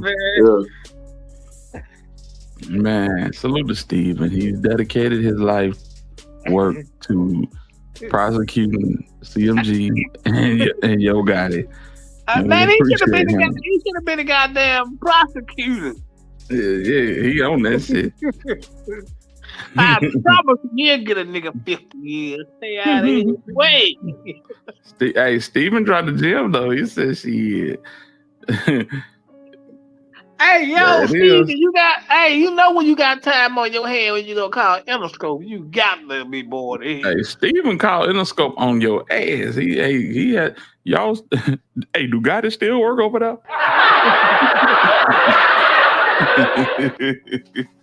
He was dead ass serious when he said it too. Lord have mercy. Yeah, Steven, you on your way. Hey man, y'all hit the like button, man. I just put the beat down on Steve. He had to roll up out here. Yes, Cypress put the rope-a-dope on him. He put the rope-a-dope on him. Yeah, geez. Hey man, this man said they started putting a play together to get Straight Drop out. To get Dolph out the way a day after they got the bag. That's crazy. Shout out to my dog Sharon for the super sticker, man. Much love to you, Brody. Yes, indeed. Yeah, man. That's crazy work, bro. Yeah, man. Y'all hit that like button. In Rosa, I was on the road all day and forgot to go there.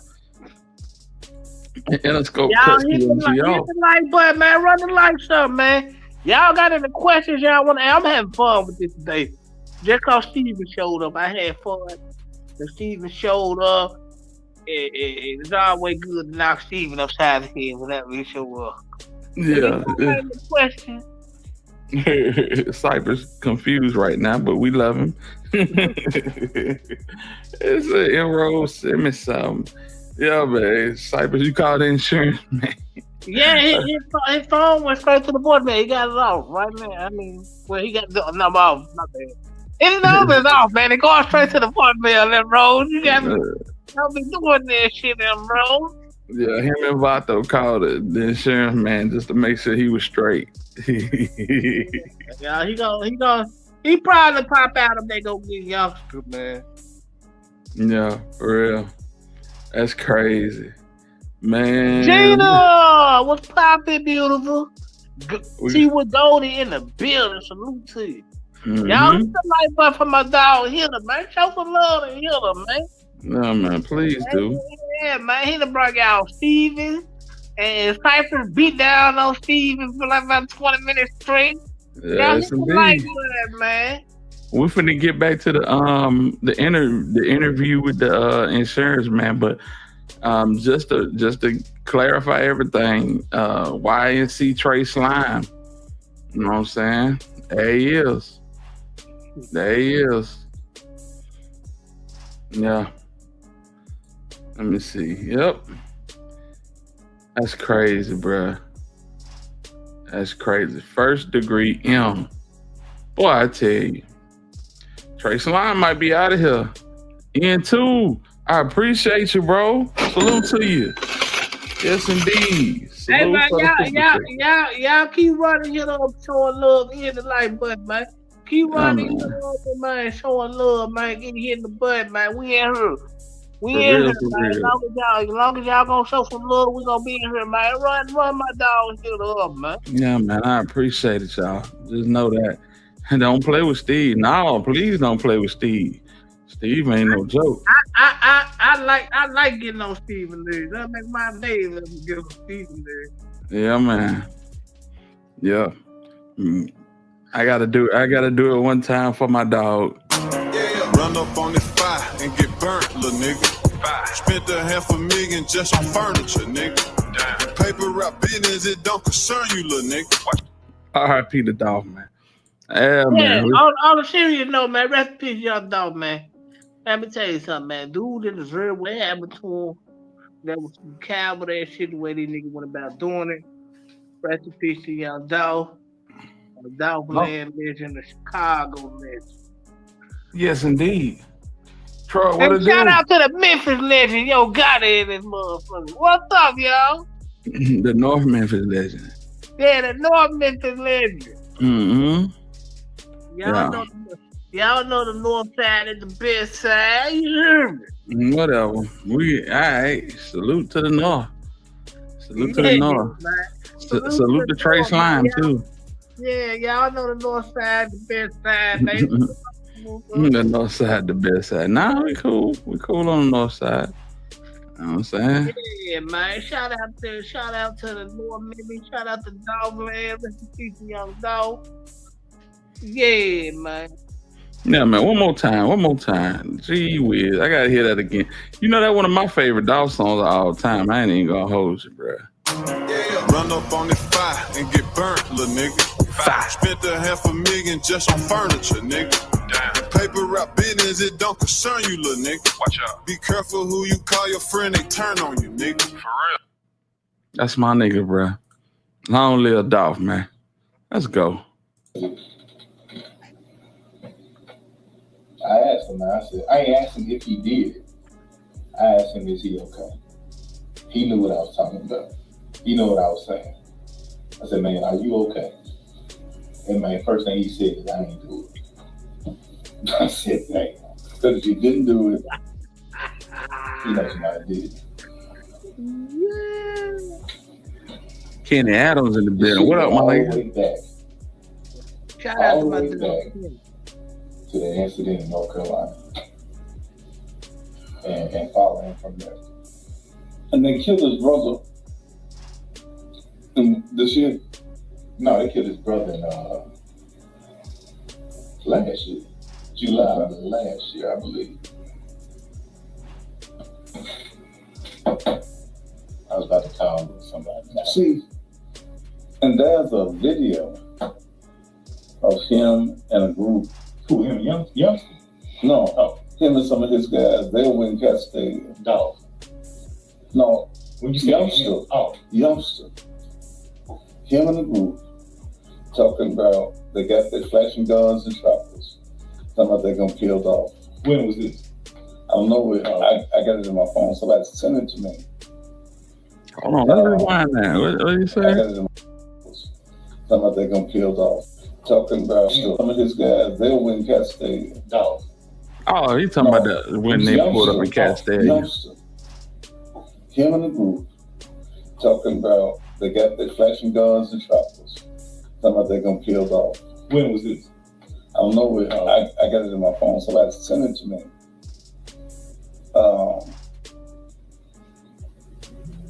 But this shit ain't looking good.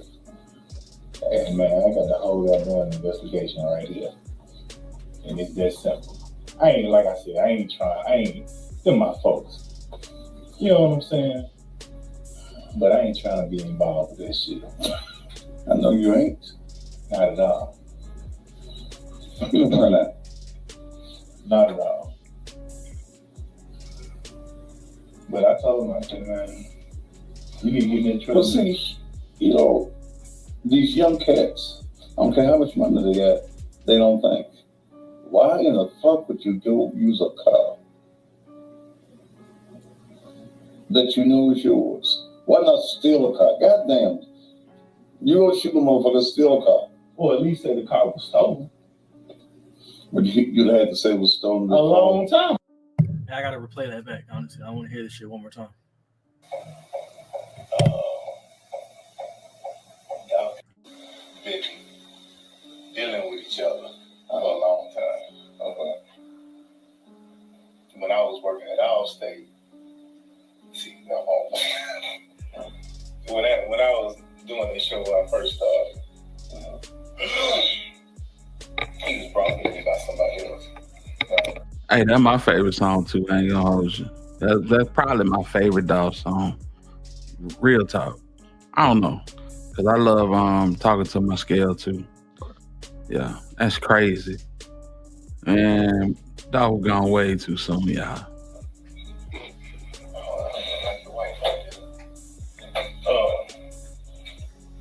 And he was going through some things, beef-wise. Well, it really wasn't him. It was Yo Gotti that was going through. Yo Gotti pretty much used Youngster as a token. Tony O. Shoot said in North Carolina. You may have heard about all this stuff. No, Shoot said. No. Youngster Shoot. Dolph said, all right, cool. Left it at that. Youngster and his brother moved to Miami to do some stuff. Dolph called Youngster again. Said, man, we need to squash the beef. You know, we need to squash all this stuff. We from the same hometown. We need to come together. And what Youngster said? remember what Youngster said? He said, hell nah, nigga, fuck you. What does he say? Sends his brother to go take care of Dolph, because Dolph comes to Miami. Okay. Not saying it was Dolph, but somebody in his crew, they ended up killing Youngster's brother. Did you know about this? Did you know about this? Okay. They ended up killing his brother. I was at his funeral, right? I mean, I was there, so I paid his life insurance policy, so I know. Okay. Youngster pissed now. You can kill his brother. Gotta be pissed, right? So let's fast forward to October of this year. Because they was like, okay, we're gonna let this shit cool out, die down, then we're gonna get his ass. But Dolph was thinking the same thing. We're gonna let this shit cool down, I'm gonna get his ass. Okay. Youngster had a concert here on the 29th, I think, of October, which was a Friday, I think. Well, okay. Youngster was leaving out the FedEx Forum in his truck, his armored truck. Got shot up over. Where's it? When was this? Where's the truck? Where is it now? I get to that. It was downstairs this morning. Where's it now? I don't know. It's gone. It's gone. Matter of fact, when I called you earlier, you got the pictures? I don't have pictures, but I want you to see this. That's beautiful, squad. Keep driving them off. This today's day, right? I talked to you, but he called me. You know what it is? That's Youngster. He called me. He said, well, actually, he had been calling me. He called me 2 times yesterday. He called me. Hold on, the date it happened. It happened 2 days ago, right? He called me right after it happened, about 3 something, right? Called me again at 6 something. So he's calling me, and I didn't know what was going on, right? I'm getting to where the truck. Anyway, October 29th, shot up the truck. He called me. He called me that Saturday morning. He said, hey man, I need you to come pick up my truck and get it fixed. I said, nigga, I ain't no damn mechanic. You know what I mean? I can't fix your truck.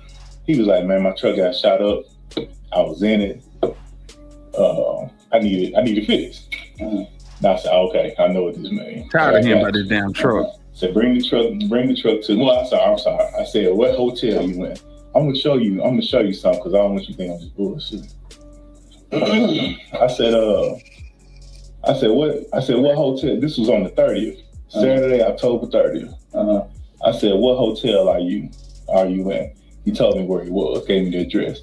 I went to pick the truck up. Took the truck down to Jack Morris to try to get it fixed. But of course, they don't have bulletproof glass there. So they had to order the part. Truck had been sitting down here since October 30th, waiting on the parts to come in. So just so happened, hey, this nigga the day before bro. The murder of Young Dolph, he called me. Youngster called me He said, "Hey man, where my truck at?" Yo, I said, "Man, the truck, downstairs waiting to get fixed." He said, "He ain't got fixed yet." I said, "No, I'm still waiting on the parts to come in." I said, "Everything's slow right now, because of COVID and everything." He said, "Man, I need that truck. I need that truck for tomorrow." I said, "What, you got some shows to do tomorrow or something?" I think he didn't replayed the whole damn interview, y'all. So we're gonna leave this where it's at. But yeah, we got Dolph's birthday coming up next month on the 27th, and we got Quet on trial on the 28th. And that's gonna be interesting as hell. Cause either Quet gonna tell on somebody or it's ball game. What do you think about that, Cypress? Unmute your mic, Cypress. Cyber then went to the damn Circle K on our ass. No, what up, though? Now I had want to go put some up right quick. I'm kidding. But what I was saying is, Dog's birthday on the 27th, Quet go to court the next day. I fully expect Quet to break down and cooperate with these people. If he don't cooperate, then, are we safe in saying that everything is out in the open and that CMG, pretty much is safe? You know what I'm saying? Because unless he brings something new to the table, it's probably going to be over with. What we thinking? I don't know. I think he gonna be. I don't know, man. I think he. If he, I don't know. I think it's best for him to cop out at this point. Shit, Quet is not finna cop out. He is not finna cop out. He ain't winning on no motherfucking trials. I know. They ain't doing that. Say what? I said he ain't winning in no trial. Well, he ain't gonna just lay down and take 30. I don't think he gonna do that. Well, he might. Hey man, quit. Lay down and take the 30. Don't cause no more damage, man. No, we ain't talking about what you want. We talking about what's gonna actually happen. You know what I'm saying? These folk gonna have you drinking so many Cokes, so you gonna have to have dialysis around here playing with these folk. They finna have your ass stressed out. Cause I guarantee you, this man ain't finna take no 30, 40 years. And that's what they giving him. 30, 40 years on a plea. He gotta take it to trial. And if he take it to trial, he got to cooperate, fam. That's all I'm saying. I know what you're saying, and I know exactly where you're going. But bear with Quinn, if you're listening, which I know you most likely is, man, cop out and take your time, man. Don't go do it. It make no sense. I mean, they're going to bat him out the park either way. Right. Now, here, Cypress doesn't want Quet to go to trial. Exactly. I know. Take the time on the road. Time for the time. Let's see, before Cypress let Quet go to trial, he'll go in there and take it for himself. Hey, listen, I'm the co-conspirator. I'm the mastermind. I don't know nothing. Nah, I ain't taking the mastermind, but give me some less than that. A mastermind and my age ain't gonna be pretty good, man. No, they gonna cook your ass. Stewed turkey tails. Ooh, cause they couldn't cook his whole ass. No, man. No, Quinn. I think Quinn best out is taking the 30 or 40. Nah. He trying to get it knocked down as much as he can. Got him a joke, so it shouldn't matter. And telling on Jook ain't gonna cut it. You don't think? Juke is Unc. Nah, that's not gonna cut it right there, bro. But Just what if saying. he? But what if? But what if, man? What if he can't tell nothing on Gotti though? Well then, nighty night. Keep your butthole tight. Now, just real talk. If he ain't, Don't let.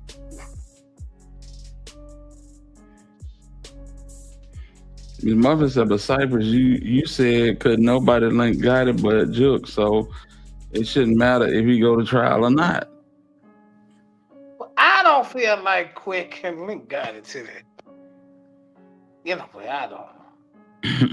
Okay, this is all I say. It's a possibility, bro. It's a possibility. But here's the thing too that we have to take in consideration. That's the most scariest part of this whole damn case. We don't know what's in the phones. Why you niggas ain't throw the goddamn phones away? Yeah, it should have. Them phones gonna come back to hunt somebody. Cypress, I know you ain't telling a grown man to plead guilty. Hell no. Remember, Juke ain't here. Yeah. Gotti and Vato, including Keon, Scatterquit. Ooh. I don't know about this. You don't know about that? Nah. Quake gonna show up in court. He gonna come in there like Diddy. Quake gonna come up in there be reading 2 Thessalonians. They gonna look at his ass and say, 50 years. Take your ass on. Goodbye. Same way they did the straight drop. Life plus 35. Goodbye. Well, that was the coldest shit I ever seen in my life, man. They did that boy wrong, but he deserved it. He deserved it. Talking about he want a retrial. Them folks said, no, we're not gonna do that. You came in here and sat up in here like a damn mute the whole time. You had 3 days to say something. You ain't say nothing. Them folk went back there and ate their Jason's deli and came back and crucified your ass. That's what you get. Hey, the funny part, well, it wasn't funny, but she was like, she didn't even look at me. I sent you the life. I was like, I'm trying to tell you. Like, Mr. Johnson, I said she was life plus 35 years, and if you can retry, we're gonna enhance them attempts. So She didn't say none of that. She said she paused for about 2 minutes and she said life plus 35. I'm talking about what she said about them attempts if he get a retrial. You know, they denied this shit. Them phones are gonna convict God, in my opinion. Well, they need to hurry up. They need to hurry up. Cause my faith is waning. I ain't gonna lie. I wouldn't sit up here and lie to y'all, fam. My faith is waning. We finna go on 5 years strong. 4 years, but still. You know what I'm saying? Time is ticking. Well, let me ask y'all something out here, because I want to know. I know y'all just can't wait to see a nigga face. Anyway, but follow Raj. How much time y'all think they gonna give Gotti if they get Gotti? Shit, they gonna try to hit him with life if he got something to do with it. You don't think they ain't?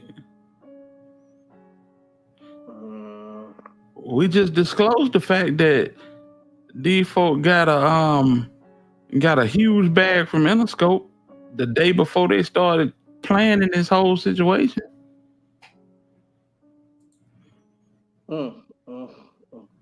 Yeah. Them niggas should have threw the phones away. Threw the phone, man. Put them phones away when you niggas is going y'all on dirt, man. Well, you know how it go. No, I don't know how it goes. That's stupid shit I've seen all my life. Raj, what's happening, bro? What's going on with you? Salute to you. His mother said, what could he possibly want a retrial for? It was all caught in 4K. I'm telling you, that shit was like the days of our lives. These niggas going to the store. They done met up at the gas station, got the car, they done came back. He done stopped by JJ's Fish and Wings. He done stopped by Dodge's Chicken, got his mama some chicken. This nigga been all over the world in that damn hot ass car. Got his daughter up in there. I ain't gonna lie, y'all. I have never seen the trial where they got every second of a nigga life in front of a camera, my nigga. You going to the apartment, you on the camera, nigga. In the elevator, you on the camera. Nigga going to the apartment, nigga cut out, nigga, you on the camera. I'm trying to tell you, hey, salute the Ball Rise for the cash app, bro. I appreciate you, man. Salute to you. Yes, indeed, my dog. Oh man, but yeah, it was a movie in the 90s called The Truman Show, where everything this man did, they filmed it. That's what I thought I was watching with Straight Drop. Did you talk about The Truman Show to come on HBO? Yeah. Cypress threw his phone away. Mm-hmm. You know, I don't even have any part of that. How you doing, man? Yeah, we got to get Angela up here for an interview. That'd be nice, wouldn't it? Ooh-wee. Get Angela up here. I don't think Angela know nothing though, for real. Here, the Fox 13 got boots on the ground with Memphis Fugitive Task Force. We're gonna see what happens tonight in the city. About to get on the police app. Come on now. Let me know something. Yeah. I agree, Chi-Town. They should have knocked out cornbread. It don't matter. It don't matter whether they knocked off cornbread or not. Only way that it would have mattered is if they would have, if he would have left cornbread in that parking lot. That's the only way. They got and that wouldn't even matter. Because they got this man getting that Benz from Trayon Owens and all the other goons. They got him getting the Benz. They got him taking it back to the concourse. Oh, you heard about him too? Yes. Boy, you do your research. I can't even not lie. Well, you know I try, bro. You know I try. Because you know what? Nobody never talked about how his charges were wiped away. Mm-hmm. But I guess that's another story for another day. See, man, when you got too many hands in the pot, this what happened, man. Y'all gotta stop taking your phones on real. Yeah, I miss Muffin. And down here, we used to call them geek shouts. You know, you get you a shout from a geek monster and ride around the city all weekend. This nigga riding around in that car like it's a damn rock rental. What the hell is wrong with these people, man? Crazy work. Well, I tell you, here to check out Broadcastify. Here, all y'all type y'all city in and see what the police and sheriff got going on. Yeah, I'm finna get nose of them motherfuckers. I need to know. Angela might been a plant. Ooh, Dub JJ. Hey, man. You might be on to something, cause she carried herself like she just, you know, she walked around looking real goofy. But I'm definitely gonna hit that Broadcastify like you said. Ooh-wee. I need to find out. I'm not saying they should. I'm just surprised they didn't as usual. You didn't say it as usual. I don't know what Cyber me thinking about sometime. I just don't think God it was involved. They said, "Don't let it come back to me." Yeah. Well, I tell you one thing. They better Oh, not let. they just caught another Louisiana inmate. What? Let's go. Let's Let's go. go. Appreciate you, Troy Williams, whoever you is, don't know you appreciate you. And we about to check it out live on Alabama Hill. Yeah, Troy Williams with the breaking news. You know what I'm saying? I hope it ain't my man Groves. I hope he's still there kicking up good.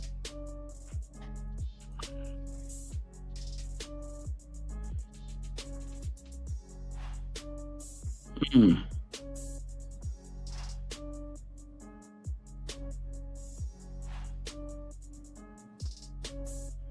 Man, I'm trying to see. Let's see here.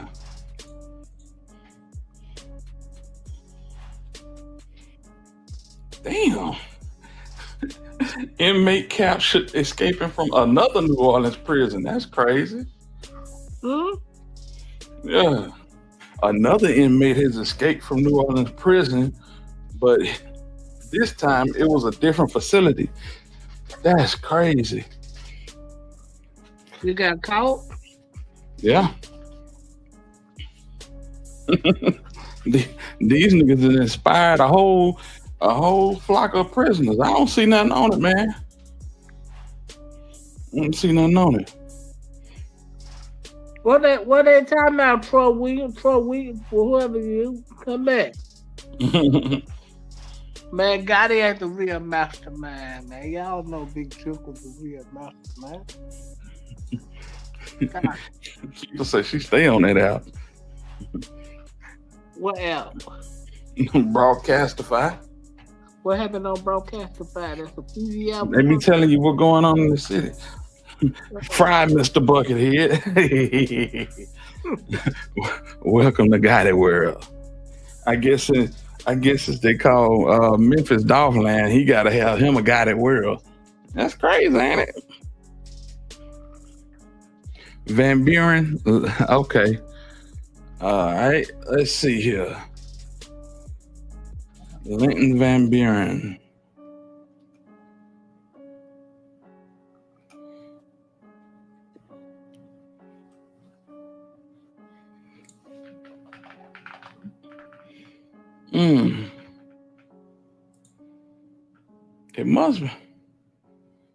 It must be real fresh, cause I ain't seeing nothing.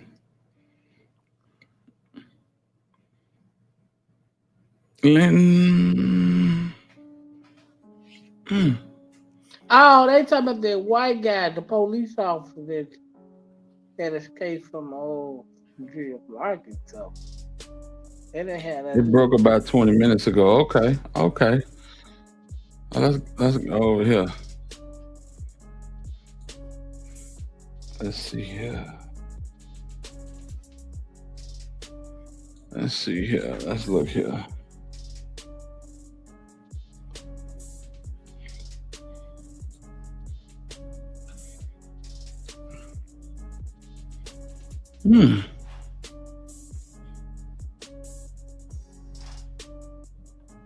Damn, you ain't lying. Damn, son, where did you find this? Okay. Damn. Okay, so if that's the case, let me go to. That's what I'm talking about.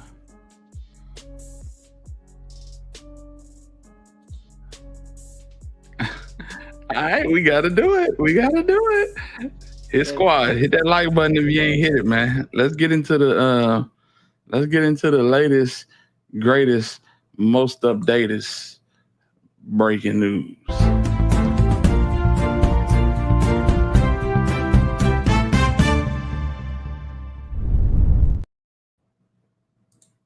Breaking news on WDSU. Some breaking news just coming into the newsroom right now. Sources are telling us that Linton Van Buren Jr. was just captured during a traffic stop in Baton Rouge. He was one of the 10 escaped inmates from the Orleans Parish Jail. So that means 4 inmates are now still on the run. Take a look at your screen right here. He was one of 5 escaped inmates from the jail. He was just captured moments ago, according to sources with Baton Rouge Police Department as well as LSP helping out in this investigation. And so right now, 4 remain on the loose. And once again, $20,000 being offered for any information that leads to an arrest. Please call Crime Stoppers or FBI if you know anything. And in the meantime, you can go to WDSU.com for the latest. Well, damn. Breaking news. That's crazy. So they got Linton Van Buren, y'all. And who do that leave? That leaves Leo Tate. That leaves Derrick Groves. That leaves Antoine Massey and Jermaine Donald. But I'm thinking. Everybody else called, they didn't need them folks. Right. I think Grove's going to be the last man standing. I got my money on Jermaine Donald. He the oldest one. Memphis native, what it do, big homie? Salute to you. Memphis native, what poppin', fella?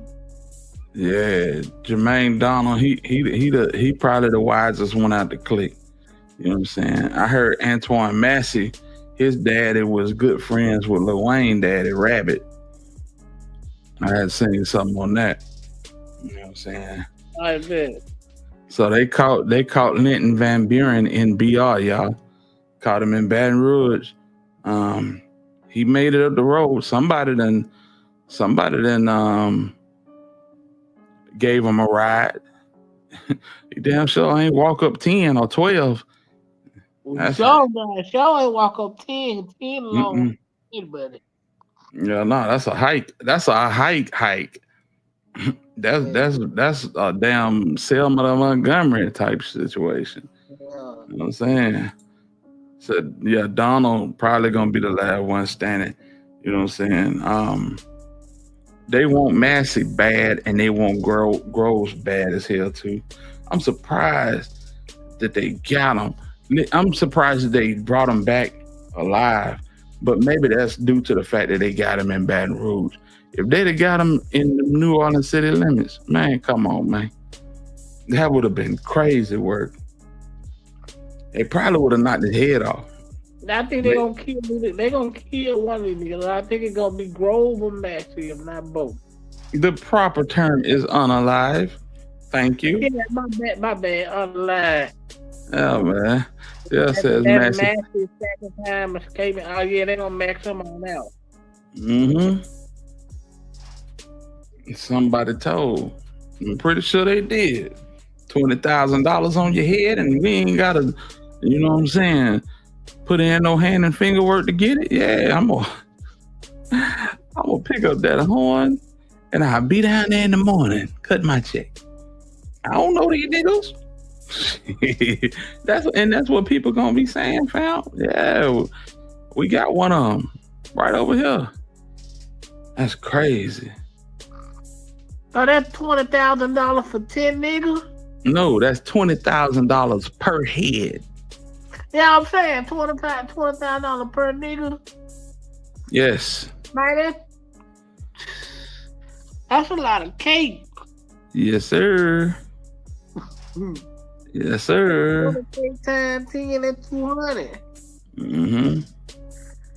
Just a man if a nigga. Man, I won't want no 20 bands if I gotta tell on a nigga. I ain't doing that. Man, you crazy as hell. Especially, man, listen, I be telling you, bro.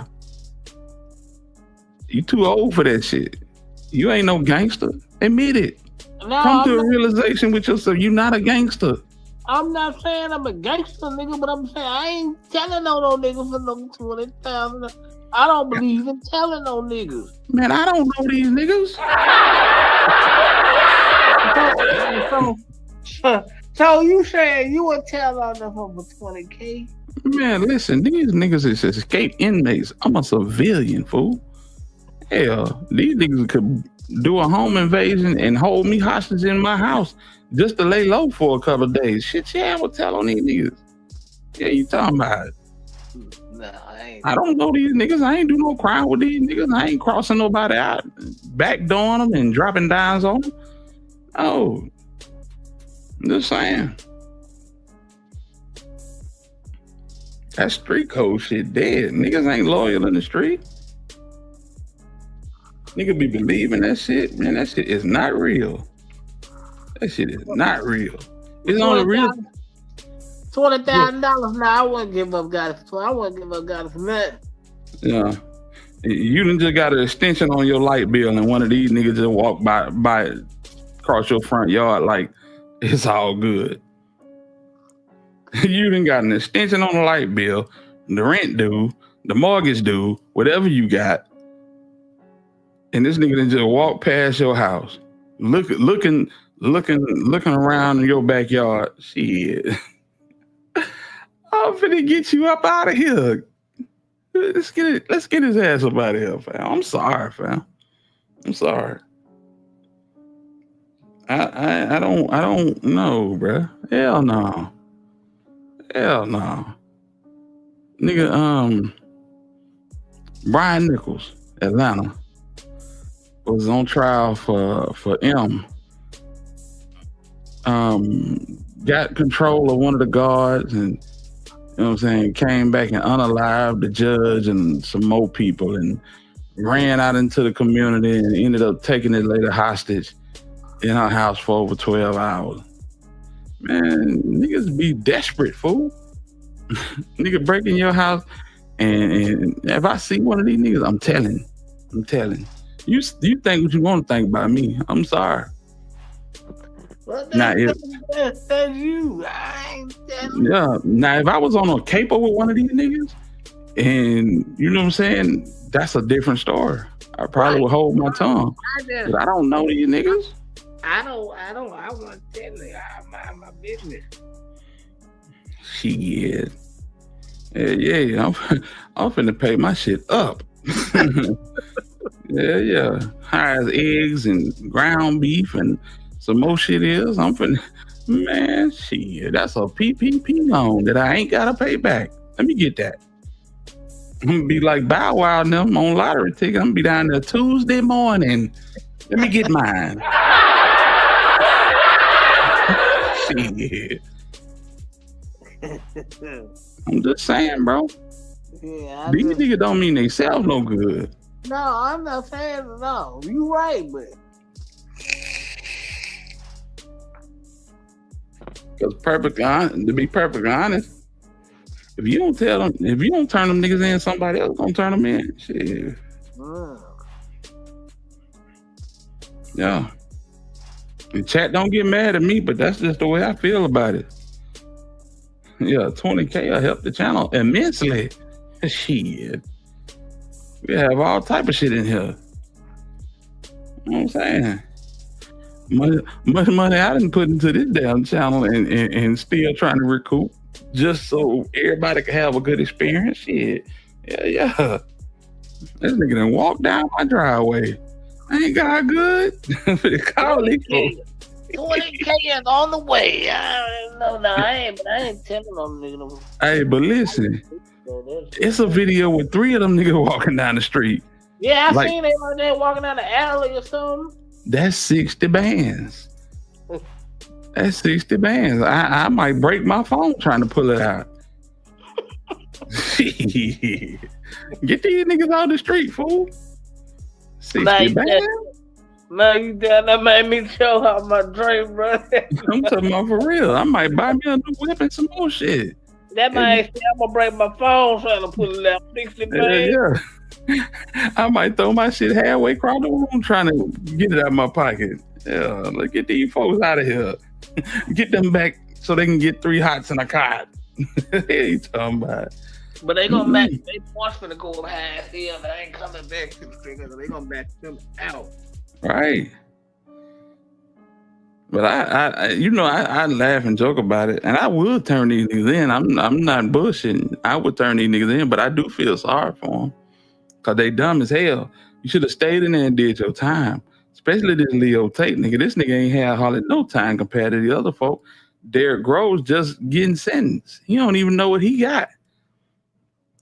Yeah, Divine Black Rose said she paying our house. She paying our whole mortgage off. She finna get, man, listen. So he don't know what he gonna get. No, he ain't been sentenced yet. But he was convicted, right? Yeah. Of four bodies, right? 2. Okay, 2. Mm-hmm.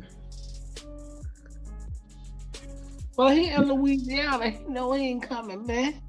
I don't know. Nigga, you're cheating yourself by breaking out. We breaking out, you damn sure ain't finna have no chance at nothing. Sure. Do you not, Cypress? You've been telling some you got it.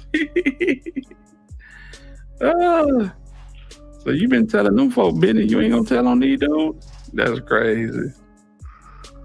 I was ready to go to NO when they said 20 bands. Yeah, I'm gonna post up in a hotel. Look, some of these niggas, you know, said it's easy to identify. Like Antoine Massey, this nigga got all kind of scribbling on his face and shit. Yeah, let's get him out of here ASAP. That nigga look like he done dropped some shit. I swear, this nigga walking around like he got a damn tomahawk in his back pocket. I don't mess with these fools. Hell no. He walking around with a hatchet. Got all that demonic shit on his face. I don't know nothing about that. Yeah. Shit. Yeah, man. But yeah, these folks, it's sad, bro. It's sad. They did themselves a terrible disservice. He went to court. They put 2 more bodies on him and 2 attempts. Damn. So he got 2 bodies and 2 attempts. Yeah. That's what she's saying. 2 attempts. I didn't know about the attempts. Okay. Well, that means he still ain't coming home down the state of Louisiana. With this escape, this is my book is tripping in the penitentiary for the rest of his life. That's real. That's real. Well, shit, you got to worry about it now. You ain't got to worry about parole or nothing. Your ass go back. You home sweet home. Just know that. That's the end of the road. Cause them folk mad as hell. They mad as hell, bruh. You understand me?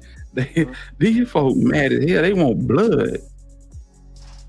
And then now you see other people trying to break out across the state. They like, well, shit, if these niggas can do it, you know what I'm saying?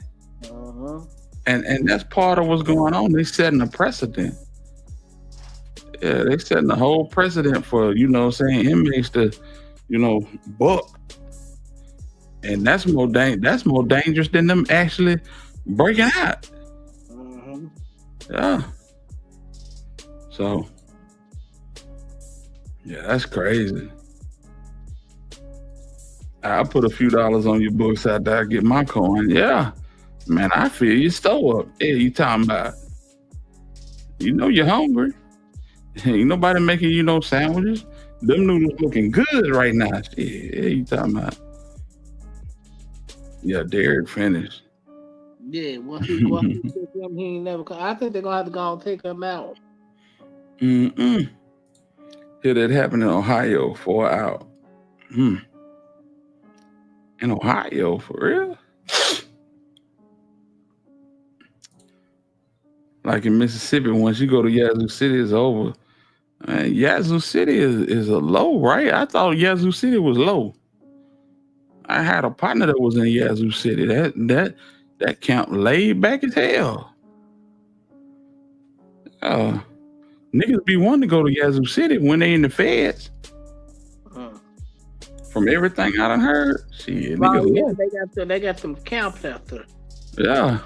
Like Arkansas and California, they got them camps. My homeboy said Yazoo City looked like his project. He was like, shit, I'm right at home in this motherfucker. It's crazy. Yeah, like over there at Fort City, it's the whole camp. This shit look like this. Cause I had to go holler at my nigga there when they was locked up over there at the camp. Oh, you said Parchment, okay. Parchment the worst first place in the world. You gotta grow your own food and all this shit. Half of these niggas, if they had to grow a string bean, they'll starve to death. I'm just saying. Like Hitter said, I'd be surprised if they bring him back alive. I know they used to do that. Cause my little cousin when I was about to, they had to grow that shit and get outside them gardens and shit. Man, that's horrible. I hope they stop this shit in Parliament, but My nephew was ready to leave Yazoo when he was there. I'm pretty sure. Shit, that shit. I'd be ready to leave anywhere that I go to. I can't leave. Shit, I'd be mad at work. I know. Like hell, I'll be mad in a damn federal penitentiary. For real. Yeah. Sure, not Parchment. Yeah. Ain't that the one where they had the bodies in the back? That's what I thought. They were big in the back and they family didn't even know they were out there. Man, I had some homeboys that I had two homeboys that went to Yazoo City, and them niggas was drinking mint julep and smoking good and everything else. This is no joke. All my family work at Parchment. Dang, okay. Yeah, you get caught with that shit. It's over. Yeah, in Jackson. That's what I'm talking about. Parchment in Jackson and Yazoo City is in Yazoo City, of course, but yeah. Yeah, man, that's crazy. Shout out to the SIP. Yeah, definitely shout out to the SIP, man. Boy, they be up against it. Y'all bold to be living out there. Shit, yeah. Shit, yeah. Shout out.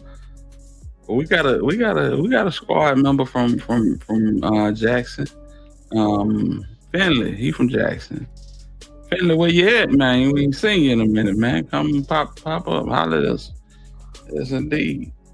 Yeah, Parchment is in Drew. Oh, okay. In a town called Parchment. Okay. Drew, that's where the Manning's from. That's where Archer Manning from. Right. That way at the bottom. You got to refresh your likes on Chat Time. I think we got a little bit more than 20. Mississippi, cool. No worse than Alabama or Georgia. Man, listen. Let me say this. Hey, leave Alabama alone. Alabama pretty cool. Ain't all right with me. No, we talking about penitentiary wise. I can show you something right now. You don't want to go to jail in Alabama. I keep telling y'all. Y'all do not want to go to prison in the state of Alabama. Now, I can't tell you about Talladega and Maxwell, them Fed jails. You know what I'm saying? I don't know nothing about them, but they way more laid back than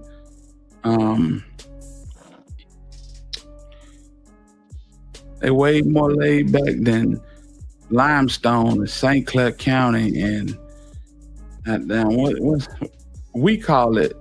We don't call it by its name. We call it right down by Mobile. Now I'm drawing a blank on what we call it, the town. We call it after the town, but yeah.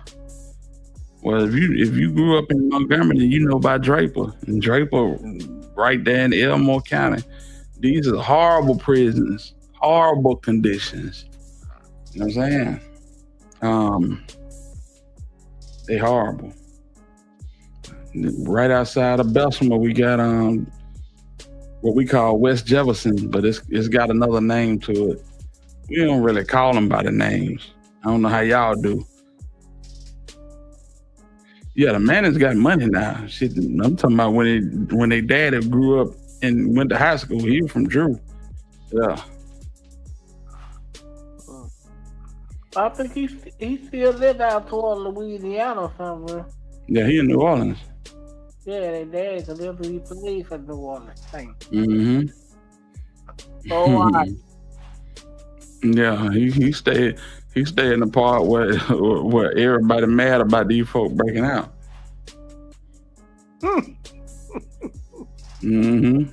Holman is an Atmore.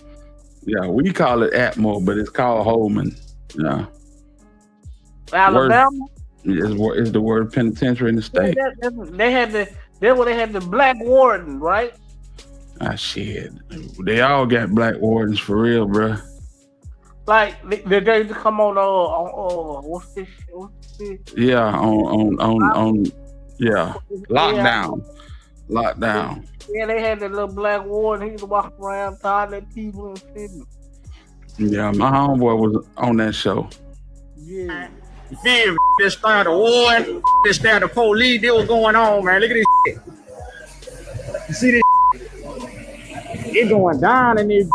After an incident on Sunday morning, this video surfacing yesterday on social media appears to show an inmate wearing a staff uniform. Law enforcement officers are searching for 2 inmates who escaped from the St. Clair County Correctional Facility. 27-year-old Ronald Odell and 27-year-old Antoine Wilson escaped. You know, the most recent woman to come forward tells me her refusal to cooperate with this man, Winfred Vance Jr., has caused her to spend the past 4 months behind bars. She says after months of threats from Vance, her worst nightmare became a reality. Did they ever, Byron? You know, earlier this month. Yeah, my people live in Prattville too, fam. Yeah, my brother and his folk live in Prattville. The Department of Justice released a report that the Alabama prison system had the highest homicide rate in the nation, and violence has increased dramatically over the last 5.5 years or so. It's obvious the DOC took that report to heart. Alabama's prison system has become a national symbol of no jail cells, just big ass warehouses. This ain't it. This ain't it, Kane. This is not where you want to be. I don't know what I don't know what your neck of wood look like. They put them niggas in the dorm like that. Hey, listen. Straight dropping a damn state-of-the-art prison. He ain't in nothing like this. If he was, guess what? He'd be telling them got him mama, and some more shit. For real. Crisis and collapse. Behind the walls of facilities like Hall, St. Clair, Donaldson, and Julia Tutwiler, a grim reality plays out daily, one marked by extreme violence, neglect, and human suffering. With record high death tolls, rampant assaults, and federal investigations citing cruel and unusual conditions, Alabama's prisons have become some of the most dangerous in the United States. What was once a correctional system has morphed into a network of institutions where survival often takes precedence over rehabilitation. This report explores the darkest corners. That's Tutwiler. So if you're a female and you got to go to prison, that's where you go. In this little prison right here. And they be gorilla pimping. They be gorilla pimping in that junk. You know what I'm saying? They got male guards in there, and they want you, they just take you. It's one of the worst prisons on record, for real. Of 4 notorious state-run prisons, exposing decades of abuse, leadership failure, and a system pushed far beyond. This started a war, this started the police, they was going on, man. Look at this shit. You see this shit? It going down in this. It going down in this, man. Look at this. Then set the cube on fire, man. I ain't playing around this. They need to free up out this bit, man. I need to run back into town, man. Look at this. As far as the sex part is concerned. And the crazy part about it, we got young niggas just dying to get up in there. They can't wait to go up in there. It is very, very frustrating and uncomfortable, especially if that's something that you really want to do. This nigga named Precious. You already know what it is. Because you have to try to beat the police and inmates. And what I mean by that is, it's done quick and quietly. For the past 6 years, the two men have enjoyed a relationship behind bars. He had a shy innocence when I first met him. So I think that was another part that really attracted me to him. But by the same aspect, I really fell in love with him. Every morning, Precious gets coffee from Marquise. He sews for it and keeps their area clean. In prison terms, Marquise and Precious are man and wife. We are learning more about the death of a Holman Prison corrections officer last week. Kenneth Bettis, who was assaulted and stabbed by an inmate 3 weeks ago, passed away Friday due to his injuries. He was a military veteran and a graduate of Clark County High School. His attacker, Cleveland Cunningham, is now charged with... According to the Department of Corrections spokesman, an officer and the warden were stabbed during that riot at Holman Correctional Facility. Holman is located in South Alabama in the city of Atmore. That's in Escambia County. About 830 male inmates are housed there, and the facility is the only one in the state that carries out executions. CBS 42 News reporter Stefan Dingle joins me now in the studio live. Stefan, how did all of this get started? Lee, good evening. According to officials, officers responded to a fight between inmates at one of the prison dorms around 9:15 Friday night. But yeah, I just wanted to show y'all that these niggas here they relentless. They relentless. You do not want to go to prison in the state of Alabama. We don't have state-of-the-art prisons. The best one probably gonna be Maxwell Air Force Base. That's a Fed penitentiary. Yeah. Well, they say when you get flew in and you walk off the airplane, you think you finna walk off onto a tarmac. No, when you get off the plane, you walking into the penitentiary. But you don't know it until you get out the plane. It's like, damn, what the hell? Yeah. But that's federal shit, so you know what I'm saying? It's gonna be different anyway. Well, they don't see. No, hell no. When they, as they get ready to land, they close everything up and you don't see nothing. And when you walk off directly into, the prison. Yeah, Maxwell is in Montgomery. Right off the Alabama River. Right, not too far from where, you know what I'm saying, everybody was talking about the riverboat incident. I'm gonna be right back. Let me give you a call. There might be some info. Go ahead. All right. Go ahead, yeah. But yeah, fam, you know what I'm saying? Just wanted to show that a little bit of information for y'all. And I hope everybody had a good time tonight, man. I'm not gonna keep y'all too long. We 3.5 hours in, man. And I had an awesome time with y'all. I'm gonna bring this down. And yeah, man. We had some good topics. And if I could say anything, yeah, got it and got him off the phone, man. Appreciate you, Ken. Hey, man, I appreciate you, big dog. I appreciate you, Chat Town. I appreciate you, Michelle, TV21. You know what I'm saying? Goldie, Divine Black Rose, Miss Muffin. You know what I'm saying? Kenny Adams stopped through, Black Barbie. You know, the usual suspects. M. Rose. You know what I'm saying? Dub JJ swung through.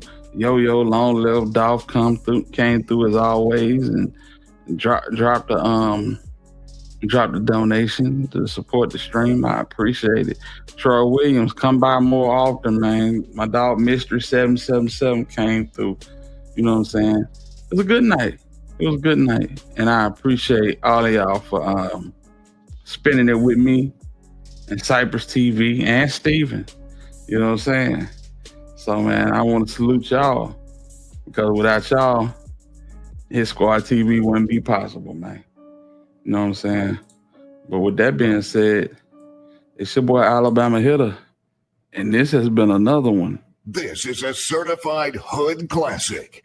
And until the next time we decide to spin, I'm in the win. Salute to the Hitters, man.